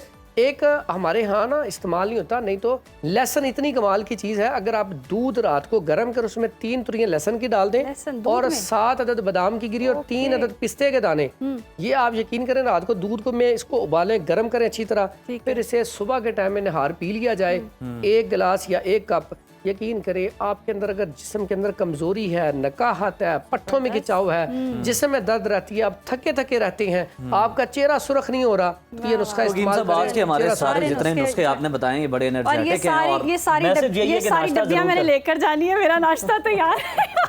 हाँ, इससे ये बिल्कुल ऐसा ही है कि आप लोगों ने इतना वर्क करना था तो आपका नाश्ता तो ऐसा ही होना चाहिए। मेरा नाश्ता तो ले आए फिर आसाबी तौर पे भी बहुत ज्यादा जरूरत है। तो जनाब बहुत शुक्रिया आपकी आमद का। तो नाज़रीन अभी वक्त हो गया प्रोग्राम में ब्रेक का। ब्रेक के बाद दोबारा आपसे मुलाकात होगी। Stay with us. Welcome back नाज़रीन। प्रोग्राम के सिलसिले को आगे बढ़ाएंगे और आपको बताएं कि पाकिस्तान में जादू, काला जादू, तावीज़ कंडे और टूने टोटकों का रुझान जो है वो बहुत तेज़ी से बढ़ता हुआ जा रहा है। और पता चलता है जनाब एक ही फैमिली के जो हैं वो 2-3 अफराद हैं, वो एक ही जगह पे जा रहे होते हैं और वो उनके खिलाफ ही टूने टोट के जो है ना वो दिए जा रहे होते हैं। सास बहू। हाँ जी, और मैं ये दबे लफ्जों में कह रहा था, आपने खुल के कह दिया, चले आपकी मर्जी है। तो खैर ये एक बड़ा संगीन समाजी मसला बनता जा रहा है। मुश्किलात, बीमारियों या फिर रिश्तों के मसाइल का शिकार लोग अक्सर शॉर्टकट की तलाश में रहते हैं और नाम नेहाद आमिलों के झांसे में आ जाते हैं, जिसके नतीजे में लोग ना सिर्फ माली नुकसान उठाते हैं बल्कि ज़हनी और नफ्सियाती दबाव का भी शिकार होते हैं। और इसी बढ़ते मसले के पेश नज़र हुकूमत ने बड़ा इकदाम उठाया। फौजदारी कवानीन में नई दफ़ा 297A को शामिल कर दिया है, जिसके तहत जादू, टूने और सिफली अमल को सख्त जुर्म करार दे दिया गया है। और नाज़रीन जी, इस कानून के मुताबिक काला जादू करने वाले को कम से कम 6 माह और ज्यादा से ज्यादा 7 साल कैद की सजा हो सकती है। साथ ही साथ 10 लाख रुपए जुर्माना भी देना होगा और इस जुर्म को ज़ाब्ता फौजदारी की शेड्यूल 2 में शामिल किया गया है, जिसके मुताबिक ये नाकाबिले ज़मानत जुर्म होगा। इसमें वारंट गिरफ्तारी जारी होगा और केस की समाअत बराह रास्त सेशन कोर्ट करेगी। लेकिन अगर कोई शख्स वजारत मजहबी उमूर से लाइसेंस लेकर रूहानी मुशावरत करता है तो उस पर यह कानून लागू नहीं होगा। जादू टूने पर पाबंदी लगाने की जरूरत क्यों पेश आई और इसके लिए मुकर्रर क्यों की गई सजा और मुकर्रर की गई है, ये काफ़ी है। इसी पर बात करने के लिए हमारे साथ आज मौजूद है माहिर कानून बैरिस्टर वकास अब्रेज खान साहब। बहुत शुक्रिया आपके वक्त का। Welcome to Suno Pakistan. और जिस तरह से हम देख रहे हैं कि फौजदारी कवानीन में 297A का इजाफा किया गया, ये ज़रूरत क्यों पेश आई, इससे जुर्म क्यों करार दिया गया, इस कानून की क्या हैसियत है? देखिए, पाकिस्तान के अंदर जो पौने 200 साल पुराना जो हमारा क्रिमिनल लॉ है, पाकिस्तान पिनल कोड, जो कि हमारा एक सब्सटेंटिव लॉ है, उसके अंदर सेक्शन 420 मौजूद है, जिसकी 7 साल सजा थी, लेकिन वो बेलेबल ऑफेंस था। इट मीन्स के प्री पार्टीशन लॉ भी मौजूद था। फिर 2017 के अंदर एक अटेम्प्ट की गई हुकूमत पाकिस्तान की तरफ से, जिसमें prevention of which craft act के नाम से एक बिल लाया गया, जिसके अंदर इसी ही तर्ज के जितने भी मजमूम मकासद से रिलेटेड मामलात किए जाते थे उसकी 3 साल तक सज़ा रखी गई। बट अनफॉर्चुनेटली वो बेलेबल ऑफेंस था और अनफॉर्चुनेटली सेकेंडली मैं लफ्ज़ इस्तेमाल करूँगा कि ये वो कागज़ के फूल थे जिनसे आज तक खुशबू नहीं आई। मीनिंग देयर बाय प्रैक्टिकली और प्रैग्मेटिकली इसकी इन्फोर्समेंट को ही यकीनी नहीं बनाया गया अनफॉर्चुनेटली।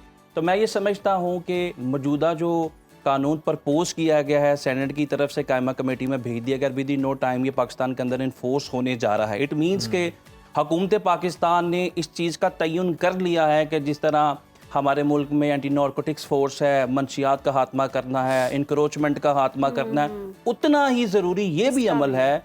ये जो लोग हम जगह जगहों पे गली मोहल्लों के अंदर देखते हैं आस्ताने लगा के बैठे हैं, दीवारों पे इश्तिहारात लगा के, अब तो सोशल मीडिया पे जिस तरीके से इसको पब्लिश किया जाता है, एडवर्टाइज किया जाता है, आई थिंक ये पाकिस्तान ऑनलाइन भी बहुत बड़े हल बताए जा रहे हैं, ऑनलाइन ही पेमेंट ली जा रही है और जनाब मसला मसाइल भी कोई नहीं है। अच्छा वकास साहब, इस कानून के मुताबिक अगर कोई शख्स काला जादू करता है या ऐसी कोई सर्विसेज फराहम करता है क्या कार्रवाई हो सकेगी? पुलिस खुद से हरकत में आएगी या मुतासरा फरीक का दरख्वास्त देना ज़रूरी है, जो कि पुलिस हमेशा कहती है कि दरख्वास्त गुजार होगा तो ही कार्रवाई आगे बढ़ेगी? और ये जो कहा जा रहा है कि अगर कोई रूहानी अमल कर रहा है तो उसके लिए उसे इजाज़त लेनी पड़ेगी वजारत मजहबी उमूर से, इसको डिफ्रेंशिएट किस तरह से किया जा सके? देखिए, दो चीज़ें हैं। एक तो जो आपने कहा मुतासरा फरीक, जो मुस्तगीस है, मुद्दई है, डायरेक्टली अफेक्टेड है, वो भी एप्लीकेशन दे सकता है। एक वो शख्स जो समझता है कि मेरे नॉलेज में ये चीज़ है कि फ़लाँ जगह ये मजमूम या घटिया अमल किया जा रहा है जिससे लोगों के घरों को बर्बाद किया जा रहा है, तहस नहस किया जाता है, फैमिली की जो फैब्रिक है पाकिस्तान के अंदर या सोसाइटी के अंदर, उसको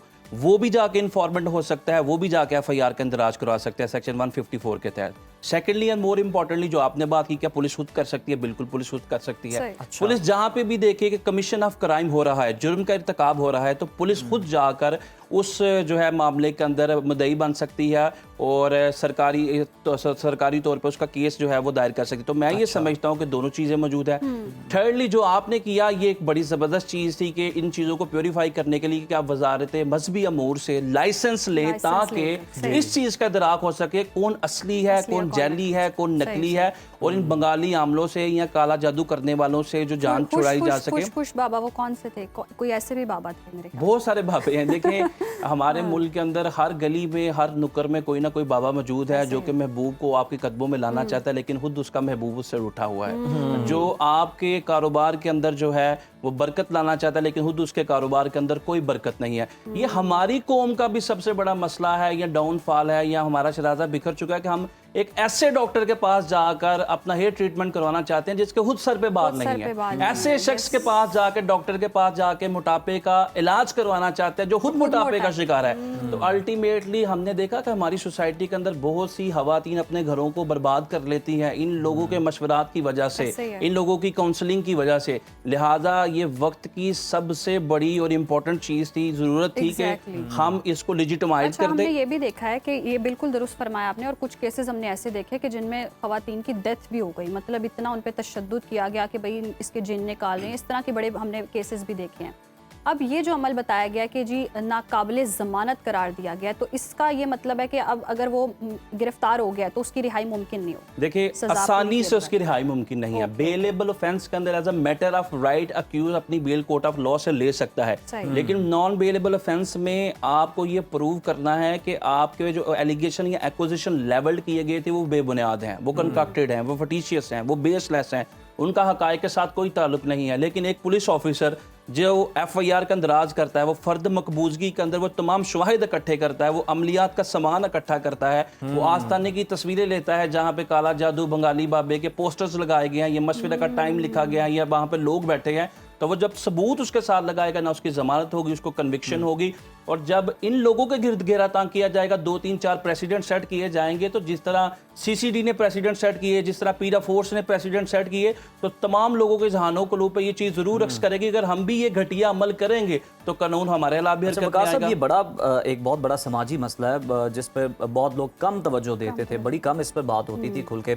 अब ये बताइएगा कि जब ये कानून बन जाएगा तो फिर पुलिस को इसके लिए कितना ट्रेन होने की ज़रूरत है, तैयार होने की ज़रूरत है, वकला हजरात को अदालतों में कितनी इसके बारे में अवेयरनेस ज़रूरी है? क्योंकि जिस तरह से आपने बताया कि साबित भी करना पड़ेगा, जो कि मुलजिम है उसको भी साबित करना पड़ेगा, और जो इल्ज़ाम लगा रहा है उसको भी साबित करना पड़ेगा कि उसको किस तरह से नुकसान पहुंचा। देखिए, मैं ये समझता हूँ कि जिस तरह पंजाब के अंदर जो है एंटी रॉयड फोर्स बनाई गई, CCD बनाई गई, पीरा फोर्स बनाई गई, अगर इसके लिए आप चंद एक लोगों पे मबनी फोर्स बना लें जिनका ये स्पेशलाइज्ड काम हो इस चीज़ का तयन करना, और स्कॉलर्स की टीम को भी इसके अंदर इंक्लूड करना चाहिए जो इस चीज़ को डिटरमिन करे on the touch stone of teaching of Islam कि ये शख्स इकदामात कर रहा है या अमलियात कर रहा है, क्या इसका कुरान और हदीस के साथ कोई ताल्लुक है या नहीं है? क्या ये कुरान अल्लाह के साथ, ये कुरान मजीद के साथ किसी का ट्रीटमेंट कर रहा है, या कुरानी आयात की नज़र ये चीज़ें की जा रही हैं, या ये जो अमलियात की जा रही हैं, ये काला जादू किया जा रहा है, इसका इस्लाम के साथ या दीन के साथ या रूहानियत के साथ दूर दूर तक ताल्लुक नहीं है। अगर ये फोर्स बन जाए, और मैं ये समझता हूँ कि पाकिस्तान के अंदर स्पेशली मौजूदा हुकूमत की जो प्रायोरिटीज़ हैं पाकिस्तान के अंदर सोशल ईवल के हाथमे के लिए, वो काबिल तारीफ़ हैं। जहाँ पे हम इनको बहुत ज़्यादा क्रिटिसाइज़ करते रहे हैं गुज़िश्ता 4-5-6 सालों से, कानून की इन्फोर्समेंट के हवाले से, इम्प्लीमेंटेशन के हवाले से, नए लॉज बनाने के हवाले से, वहाँ पे इस इकदाम को अप्रिशिएट करने की ज़रूरत है। ये बहुत ही अच्छा इकदाम भी है और आई होप कि इस पर मुकम्मल तौर पर इम्प्लीमेंटेशन भी हो। आवाम को महफूज बनाने के लिए लेट्स सपोज अगर कोई इल्ज़ाम लगा देता है कि किसी का कोई प्रॉब्लम हुआ है, कोई केस आया और उसने कहा जी मेरे पे तो जादू है। आजकल जिस तरह का हम देखते हैं कि ख़वातीन भी सुपरस्टिशियस होती हैं, कुछ भी हो जाता है वो कह देती हैं बस मुझ पे जादू हुआ है। अगर कोई अपने गलत फैसले हो तो भी वो कहा जाता है कि मुझे काम नहीं चल रहा तो बंदिश हुई जरूर है, कोई मेरे पे जादू करे है, बंदिश करे। तो उस केस में फिर क्या हो सकता है कि कितनी शफाफियत हो कि उनको काउंटर किया जा सकता है? देखिए, दो चीज़ें हैं। एक तो ये कि अगर हम किसी पे गलत इल्ज़ाम लगा दें कि ये शख्स जो यहाँ पे अमलियात करने आया है, ये करने बैठता है, वो अमलियात है, उसका दूर दूर तक कोई ताल्लुक नहीं है। वो जो गलत इल्ज़ाम लगाया जाएगा, वो जो झूठा मुद्दई है, उसके खिलाफ सेक्शन 182 की कार्रवाई की जाएगी, सेक्शन 250 CRPC की कार्रवाई की जाएगी, सेक्शन 499 है जो कि पाकिस्तान पिनल कोड का, उसकी कार्रवाई की जा सकती है। हाँ, दूसरी चीज़ यह कि अगर एक शख्स खुद इन लोगों के हत्थे चढ़ता है, जाके जानबूझ के दनिस्ता तौर पे अक्ल, शऊर और दनाई रखने के बावजूद भी इन लोगों के हत्थे चढ़ता है, फिर भी वो शख्स जो है वो जाकर FIR के अंदर राज करवा सकता है कि मैंने ये समझा था कि रूहानी तौर पे मुझे शिफा होगी और ये कुरान या हदीस की रोशनी में वट एवर जो भी मुझे कोई जो है वो तवीज़ देगा या कोई मुझे नुस्खा बताएगा या विर्द करूँगा तो अल्टीमेटली मुझे फ़ायदा होगा, उसका नहीं बेनिफिट इस चीज़ का होता, तो उन लोगों वो लोग भी जाकर FIR के अंदर राज करवा सकते हैं। चूँकि इसके बाद जो है वो तमाम चीज़ें लाइसेंस होने जा रही हैं, जितने भी आसाने बनेंगे। और मेरे ख्याल में ये हुकूमत का एक बड़ा ही बिल्कुल अच्छा इकदाम है और इसमें मजीद जो है वक्त गुजरने के साथ साथ जो है वो अमेंडमेंट्स होती रहेंगी ताकि इसको मजीद बेहतर बनाया जाए, क्योंकि लोगों के घर तबाह हो रहे हैं, समाजी मसला। बहुत शुक्रिया वकास साहब आपके वक्त का। तो नाजरीन, ये था हमारा आज का प्रोग्राम, उम्मीद आपको पसंद आया होगा। इजाज़त दीजिए, कल दोबारा आपसे मुलाकात होगी। टिल देन, अल्लाह हाफ़िज़।